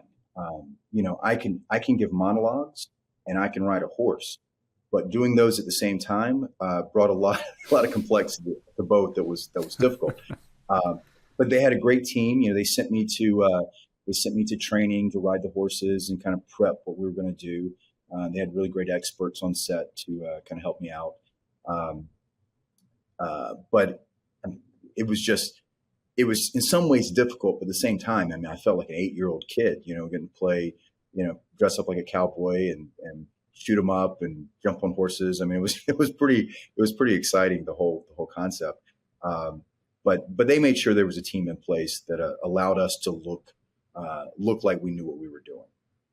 So, if you can you tell us a little bit more about how that works? Because said you were riding a horse and you have a monologue, but then you have more, I guess, establishing shots, more master shots where there is a lot of activity. Is that more stunt people? Is that you guys? Like how do they get all of that together? Well, there was nothing really too stunt oriented as far as what I did. They had a double there for me at my disposal, but I didn't need him because, basically, I ride into town, I give the speech, I ride out. So there's nothing crazy that I was doing on a horse. So I guess just in case I was uncomfortable or couldn't do it, they had someone there available for me, but I didn't need to. Now, the folks who were part of my gang, they were expert horse riders. They were stunt folks who were well versed in all the things they were doing. That's cool. I also noticed that one of the gang members was female, which Mm-hmm. you didn't get on first glance. It took me a couple of times of seeing the episode, but I said, "Oh, someone's wearing boots with heels." So it was a neat little twist on that. And it's not the first time that we've spoken to guest stars who have worked closely with stunt people, not just as doubles to do action, but it seems that the production uses stunt people as extras in quite a few episodes. We spoke to Mark McCullough, who is one that's been in at least two. So it's just a neat. I don't think we've ever in interviewing people for the show heard that part of it. So I find it very interesting. Yeah, it was interesting. Like as you saw, we have the kind of the shootout scene at the end, and there's fire involved, and one of my gang members gets drug across the front of the saloon. So they kind of just brought those guys in as stunt people from the very beginning, and they're professionals, so they're very good at what they do. And they looked. I haven't seen the show yet, but they looked amazing, on set as the roles. So. Just to build on Chris's question a little bit, one of the other things that we're getting a picture of behind the scenes is that there's a lot of expertise being brought in to support the actors. Did those stunt people with that expertise, were they helping you in terms of the physicality behind the role? Well, I had folks who helped me with the horses that weren't on camera. They were very, very helpful in just showing me. I showed up for a few days before we started shooting. I think it was 3 days, and went to their location. Actually, got on the horse that I rode in the show, and kind of went through all the steps that we were going to do. And they were there. When we did the wide shots, the master shots, obviously they weren't close by, but when we did the close-ups, they were right off camera just in case something went wrong. And also with horses, like I just finished Friday evening a show I've been working the last 5 weeks that involved a lot of horse riding. And what I found is the horses get so excited when they hear action and there's all the extras and all the energy going on. It really gets them amped up. And they'll be sitting there very calmly between takes. And as soon as the AD calls action, they're just kind of all, they're filled up with energy. So getting a horse to sit still while I'm trying to give a speech to the town was very difficult. So one of the guys who was, knows what he's doing, just off camera, kind of helping keep the horse calm and steady so I could do what I need to do without spinning around in circles with this horse being all amped up. So tell us a little bit more about the logistics of the shoot. You said that you were there for about 3 days, but it looked like you had some daytime shooting, you had some nighttime shooting. What is the shooting schedule like for the new series? I was actually there filming for 2 weeks. I was doing horse riding training for 3 days. So, yeah, they 2 week before shoot. we started filming, I went to a facility where they literally just spent 3 days showing me how to ride the horse, showing me what I needed to do. But when we started filming, it was for 8 or 9 days, I believe. I started on a Wednesday and shot through the following Friday. Wow, that's pretty intense. Is that a long time for a TV show? That's normal. episode? For a 1 hour drama, it's generally 8 days. The show I'm working on now, we're doing an 8 day shoot. That's pretty run of the mill. But it's amazing to me how much they get done in 8 days. That's, I'm a filmmaker as well, and doing, whatever it is, 48 minutes in 8 days is pretty amazing, especially at the level of quality that they deliver at. Yeah, it's amazing to me just how much goes into every episode of TV that we see. We've spoken to many types of crew people, from editors to directors to guest stars like yourself, and just the massive machinery that has to go into motion to get one episode of television done is staggering. And speaking to that, you said that you also work on the other side of the camera as a producer. We see that you have some writing credits, even some director credits. What projects are you working on outside of the acting stuff? Well, I actually wrote, directed, and produced a movie called A Savannah Haunting, and we're getting a select theater release nationwide October 28th, and it'll be available on all major digital platforms. But I wrote the script based on real events that had happened in my family's home in Savannah, Georgia, and very proud of it. We were one of the first films in the country to shoot during COVID, so we faced some pretty major obstacles, but we had the film do a film festival run around the world, and we won a ton of Best Film Awards, Best Actor, Best Actress, and we won awards where usually, horror films aren't beating out dramas for Best Film, but we were. So I'm very proud of it. And folks are interested, they can check out SavannahHaunting.com. Yeah, it'll be playing in a lot of places, and it's something that a lot of folks came together to make that.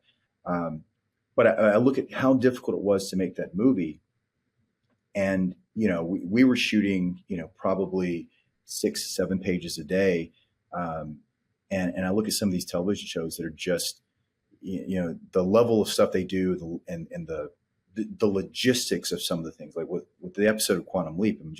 We're shooting on the NBC backlot, which I was told is the oldest film lot in the world. Like, I think dates back to early 1900s. And just all they went through. I mean, they created this saloon that one week it's just an empty building. The following week it's this gorgeous, beautiful saloon, fully outfitted as if it's 1879.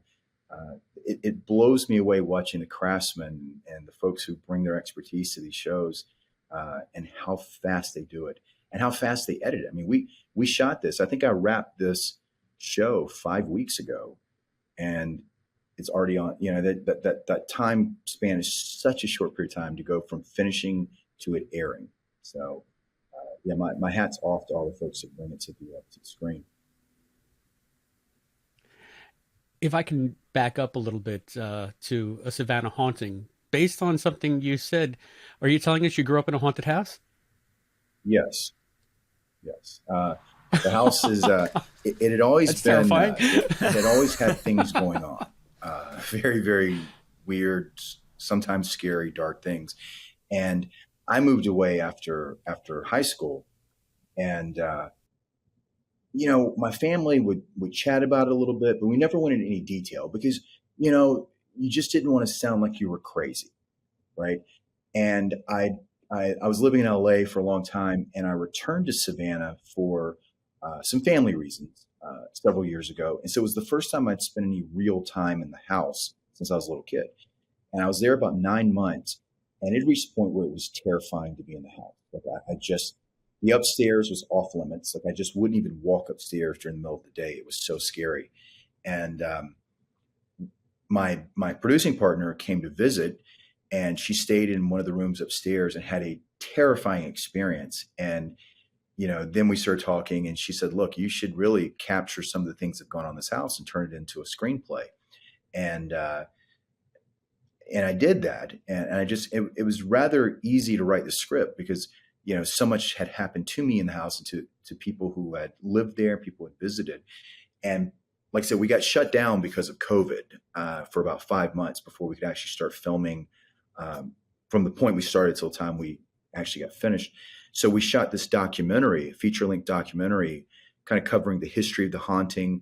We brought in, lots of paranormal experts, a voodoo priestess, an Eastern Orthodox priest. We brought in historians. And one of the things I found so interesting, I didn't direct that because I thought, it's so close to me, I'm going to step back and let someone else direct it. But they interviewed me first. and I kind of explained all the stories that happened to me, all the kind of supernatural events that happened to me. Then they went and interviewed other people who had lived in the house, over the past 30 years.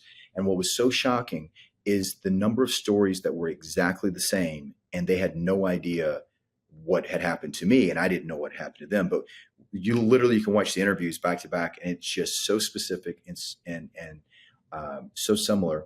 The other thing that was really surprising is, most of the supernatural elements that take place in the movie were things that I had experienced or family members had experienced.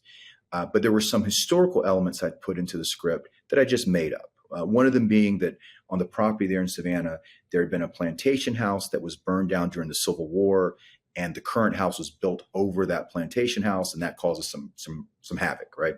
Just made it up. We bring in a historian to research the property and the history of the area. There was a plantation house on my property that burned down during the Civil War, and I had no idea, and I had literally just put that into the script.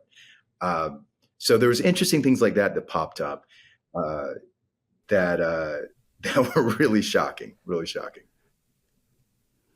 Will that documentary be part of like a special features bonus with the film when it's released, or is that going to be its own separate thing?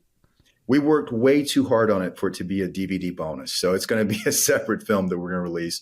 We're still doing post-production on that. We expect to have that wrapped up probably in the next 2 months, and we'll have a release probably several months after that. But it'll be fun. I mean, I think in many ways, the documentary is even scarier than the narrative because it's just filled with security cam footage, interviews with people that things happen to, and one of the things that we cover in the documentary as well were the challenges we faced trying to film in an actual haunted house, because we shot the movie in my house, and I really wanted to I wanted to capture what it felt like to be in an actual haunted house, because so often I'll see supernatural haunted house films and, blood's coming out of the walls and creatures are jumping out, that's not what happens, right? At least not in my experience. So the film really focuses on that slow creeping dread that comes when you live in an actual house that has darkness in it. So we wanted to capture that. And the documentary just really goes in detail about it, but also it covers what we faced. We had a lot of cast and crew who were threatening to quit because they just were so scared shooting in the house. They had things happen to them. So I think it'll be a fun documentary for people who are interested in kind of behind the scenes of filmmaking, and also people who are interested in, haunted houses and the supernatural and those kind of things. Mind blowing. It's too bad Allison's not here. Halloween's her favorite thing. She would talk to you for the next 2 hours.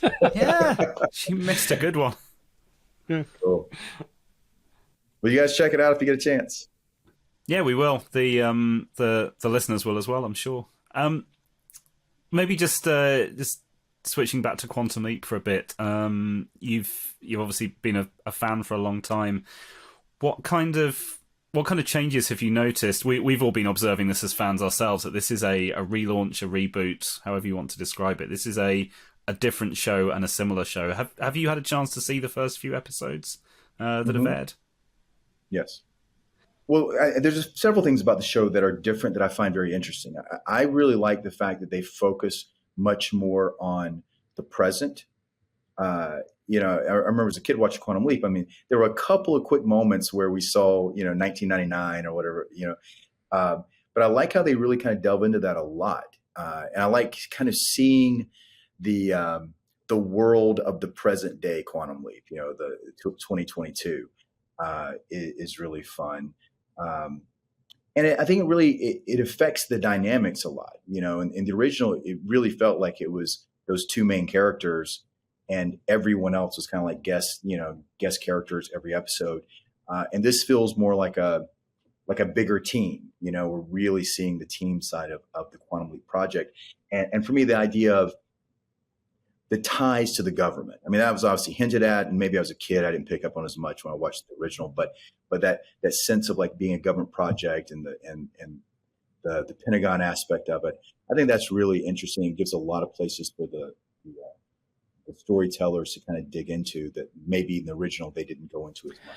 I'm finding that a very interesting new wrinkle in this as well. And I'm appreciating the fact that they're building that as much as they're sort of building the leap part of the series, because it is part of the dynamic that we never really got to see in the original series, and it allows for a new kind of storytelling on Quantum Leap that wasn't possible with Sam and Al just being the main ones that you see.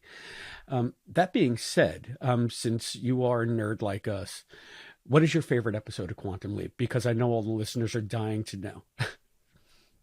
Gosh, the favorite episode. There were so many that I loved.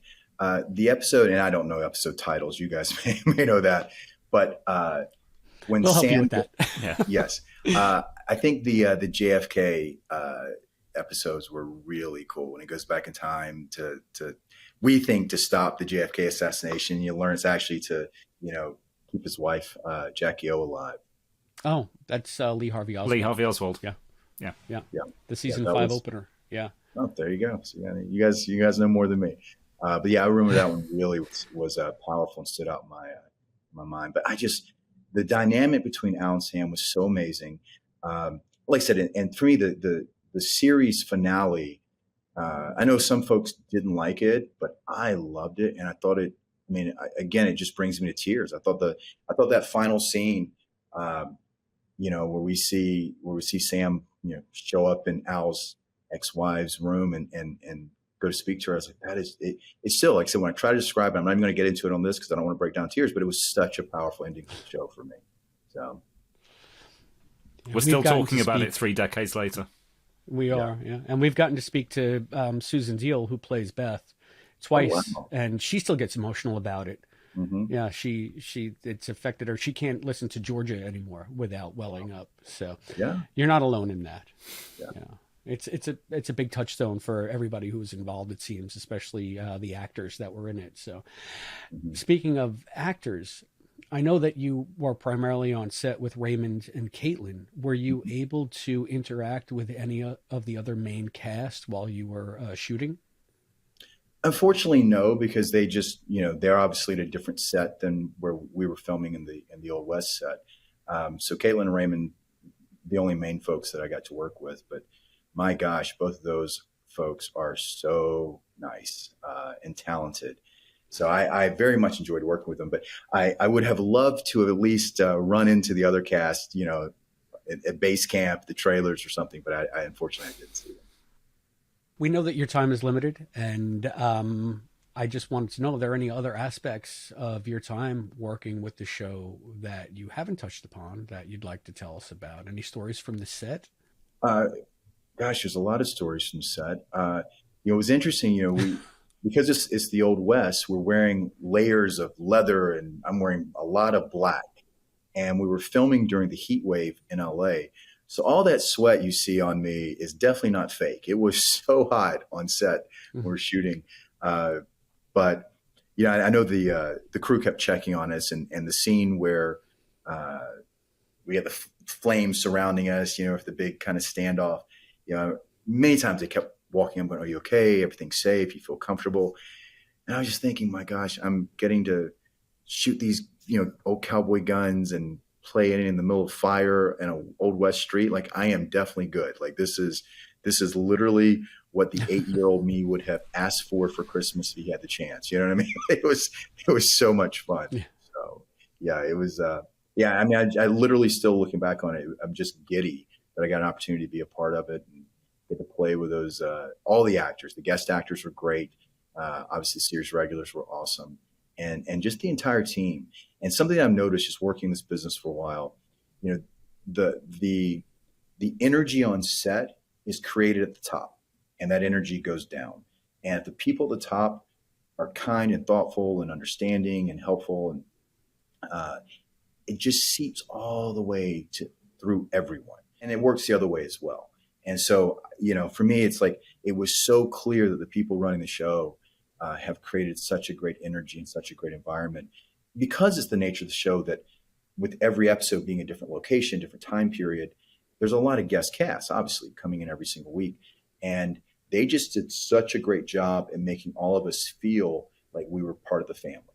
And that doesn't always happen on a TV show where you're coming in for one episode. You know, everyone's been working together for weeks, months, or years. And they just really, we showed up and it's like, boom, from day one, we were just embraced as if we were one of the family. So yeah, kudos to all those guys.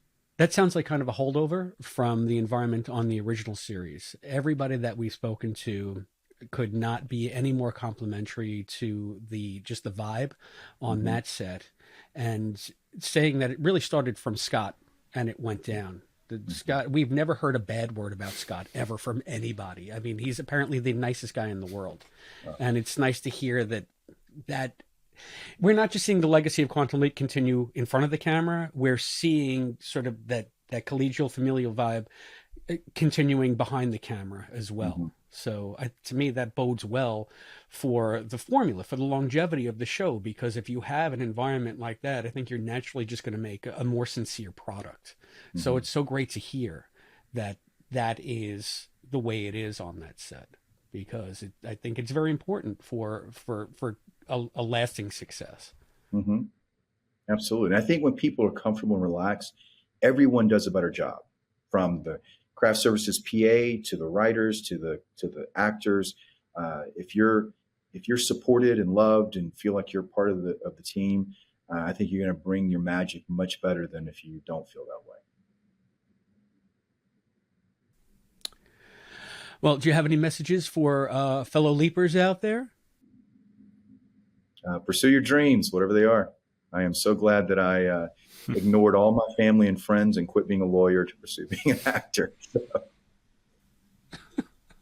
Fantastic. And that website you mentioned earlier, asavannahhaunting.com, was that right? Yes. So yes. Everyone listening should check that out. It sounds like a great film. Yes. Yeah, I can't wait to watch that. So thank you so much, Mark, for appearing on the Quantum Leap podcast. Thank you for having me, guys. This is such a pleasure, and I wish you guys the best of luck. And hopefully chat again.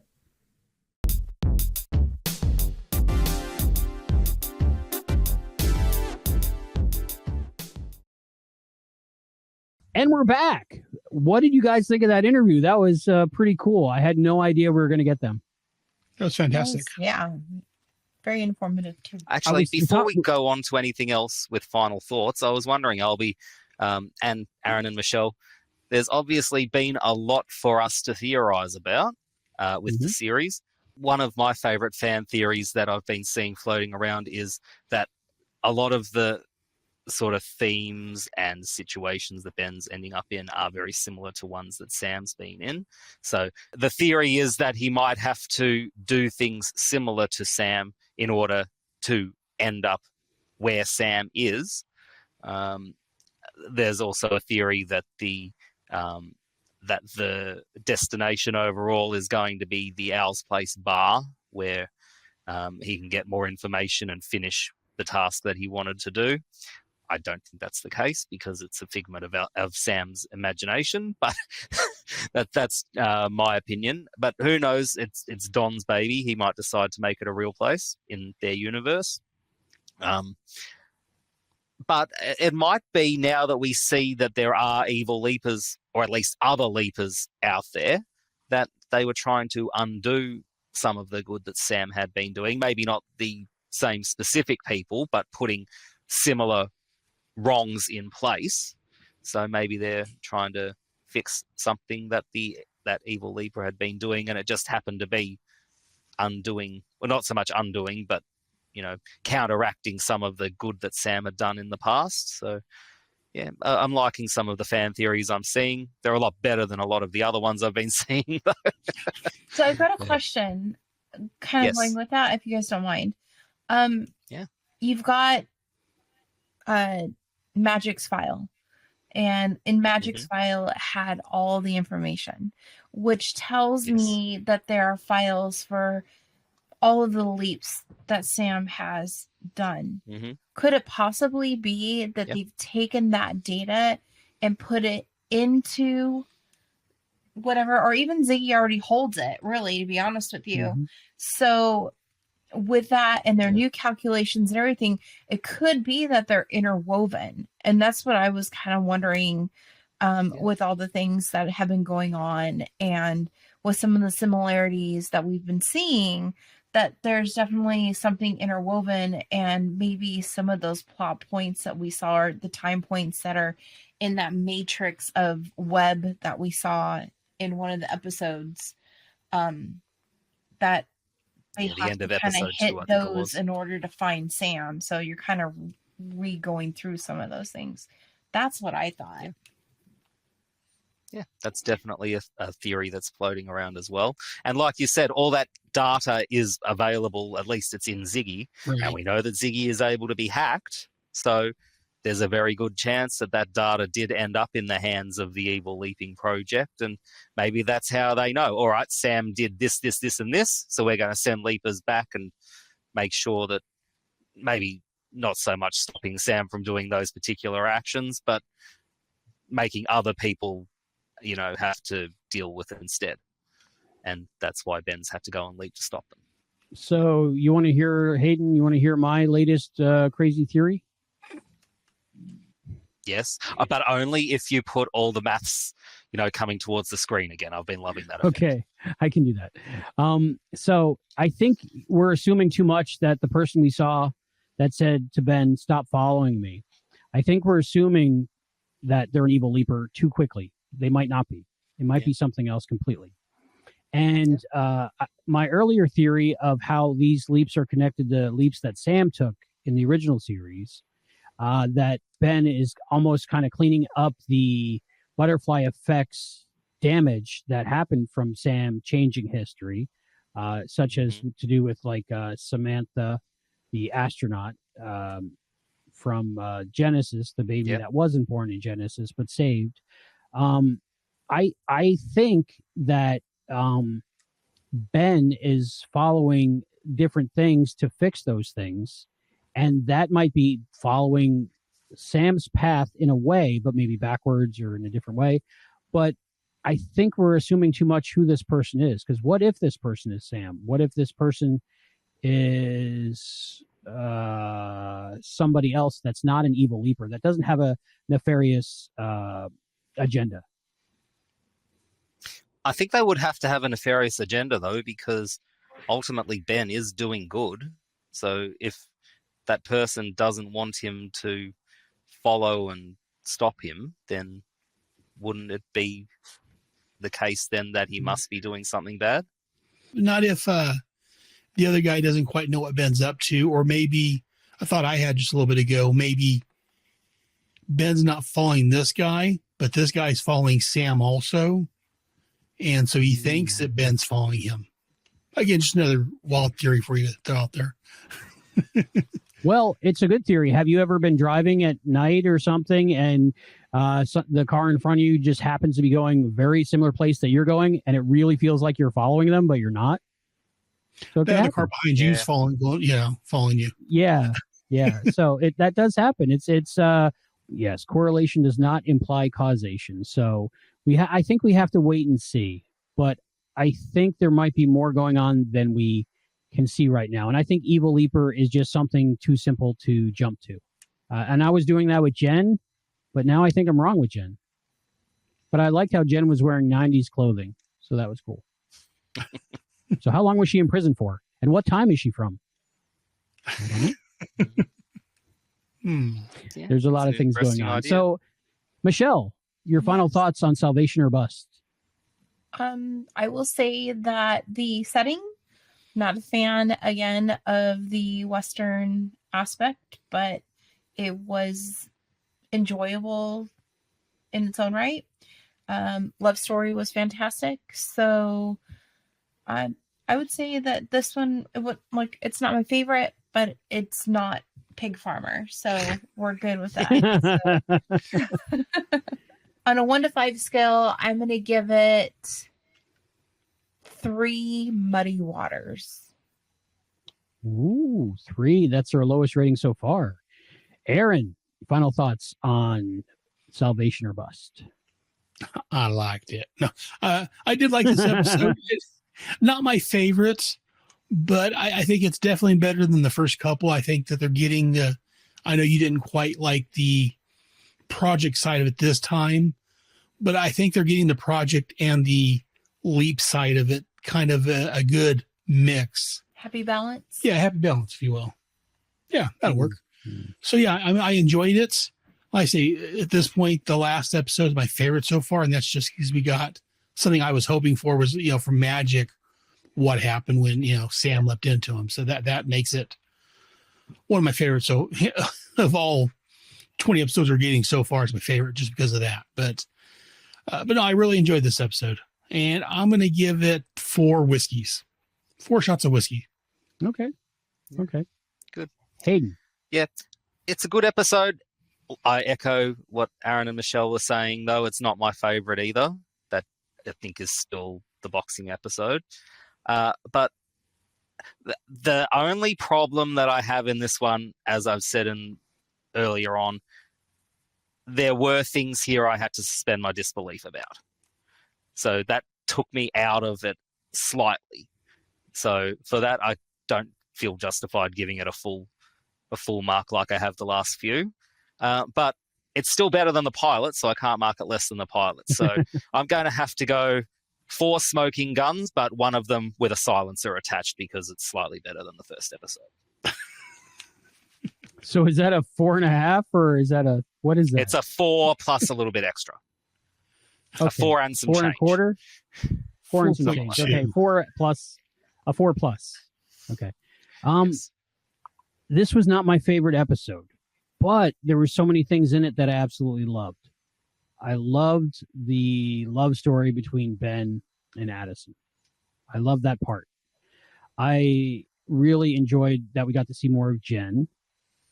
I didn't mind the Western. I thought I would, but I didn't. I liked the actress who played the granddaughter. She was amazing. I liked the main antagonist of the episode. I thought he did great. But I really felt like I was watching 2 separate television shows that just had been mashed up together. And I know other people had talked about that from other episodes, but that I didn't feel like. But this one, I felt like the A story and the B story were not connected enough for me. Like in the boxing episode, somebody up there likes Ben. Like that was a very well connected A and B story. And for this episode, I really couldn't tell which was the A story and which was the B story. They both seemed like B stories to me, just because of that too quick of a resolution on the Three Amigos ending. So it's really difficult for me, but I have to give this a 4 ancient Chinese secret aloe gel, I think. Well, it wasn't aloe a mustard poultice in this one, unfortunately, was it? I thought it would be. And I did like that they avoided. So too. I did like that they avoided taking a bullet out of Ben's shoulder and dropping it into a bedpan. So I was expecting that, but it didn't happen. So it was just a graze. But I loved where Ben was like, I hate guns. Yeah, I it hate was guns, only I a hate graze. guns. Yeah. So, and of course, that's how you get shot on TV. It's always in the shoulder. In real life, you're just dead. But on TV, you get hit in the shoulder. But yeah, so I'm going to give it 4 out of 5. I didn't dislike it. I liked it. There were just things about it that weren't as good as somebody up there likes Ben. And I think that's the standard now going forward. So for me. I think that's a lot of people. Fair enough. Yeah. So, Yeah. But I actually do think, though, that even though the leap and the story at the project weren't super connected, I still think that it was a far better balance than the first 2 episodes were. Okay. So, Yeah. but that's my for me, I say get rid of a scene in the middle and give me more ending of the leap. Give me more resolutions, because if it's 98% stakes and 2% resolution, what's the point to me? So we'll see. We'll see how. Well, what else could they have had, though? They had their party at the end. They said that the town was saved, the copper mine was found, and the town ended up being prosperous. And then we had the little cliffhanger. I don't know what else we actually could have for the resolution. I'm really not counting the copper mine and the party at the bar afterwards as part of the resolution. That, to me, that's kind of like the tacked on scene at the end. It didn't really, I don't know. It just didn't feel right to me. It felt too rushed. And maybe that's just me. I don't know. But this is the first time I felt like that. Yeah. Well, I think if they didn't have that scene, though, you'd be complaining that, they didn't have a scene to wrap everything up at the end. I love the wrap-up scene. But Yeah. I just, it was just like, drop a cage on the bad guy, and then get the keys back from the chief of police and go back in time and plant the keys behind the sign so you can go find them when you need them, and the tape recorder and all that stuff. It was a lot, but in 90 seconds though. So that, I don't know. Aaron and Michelle, tell people where they can find you at the Starbright Project. So you can catch us it's available on most podcatchers, or you can go to our website, which is at headcastnetwork.com, where all of my shows are at, plus the 2 shows that Michelle and I do. And we're on Facebook a little bit at facebook.com/group/headcastnetwork, or you can email us at starbright@headcastnetwork.com. Awesome. Awesome. I think for a first crossover show between the Quantum Leap After Show and the Starbright Project, I think it went pretty well. Oh, yeah. Thank you guys so much for being on. By the way, any listeners who like seeing and hearing me, all 2 of you, I also gate crash all the Starbright Project episodes that Aaron and Michelle do. Yes. Give Michelle a lot of crap. It's hilarious. And if you've never listened to the Starbright Project, I really recommend the show they did with Deborah Pratt. So go check that one out, if nothing else. And yes. Then you'll get... That was my favorite. Yeah, myself. Deborah Pratt... Really know who she was when we first recorded because I was so new, and I just botched it. Yeah, that was our episode for The Color of Truth. Yeah, so check that one out. I highly recommend it. She's a great person, and just you'll get a good flavor of what Aaron, Michelle, and Hayden are all about with the Starbright Project. So, okay, so I think that was a great crossover episode for the first ever Starbright Project Quantum Leap After Show crossover, and I really enjoyed having you on, Aaron and Michelle. I'm so grateful you came on. For the Quantum Leap podcast, I'm Albie. And for the Starbright Project, I'm Aaron. And I'm Michelle. And I am the amoeba floating around in that muddy water named Hayden McQueenie. We'll see you next time. Get leaping.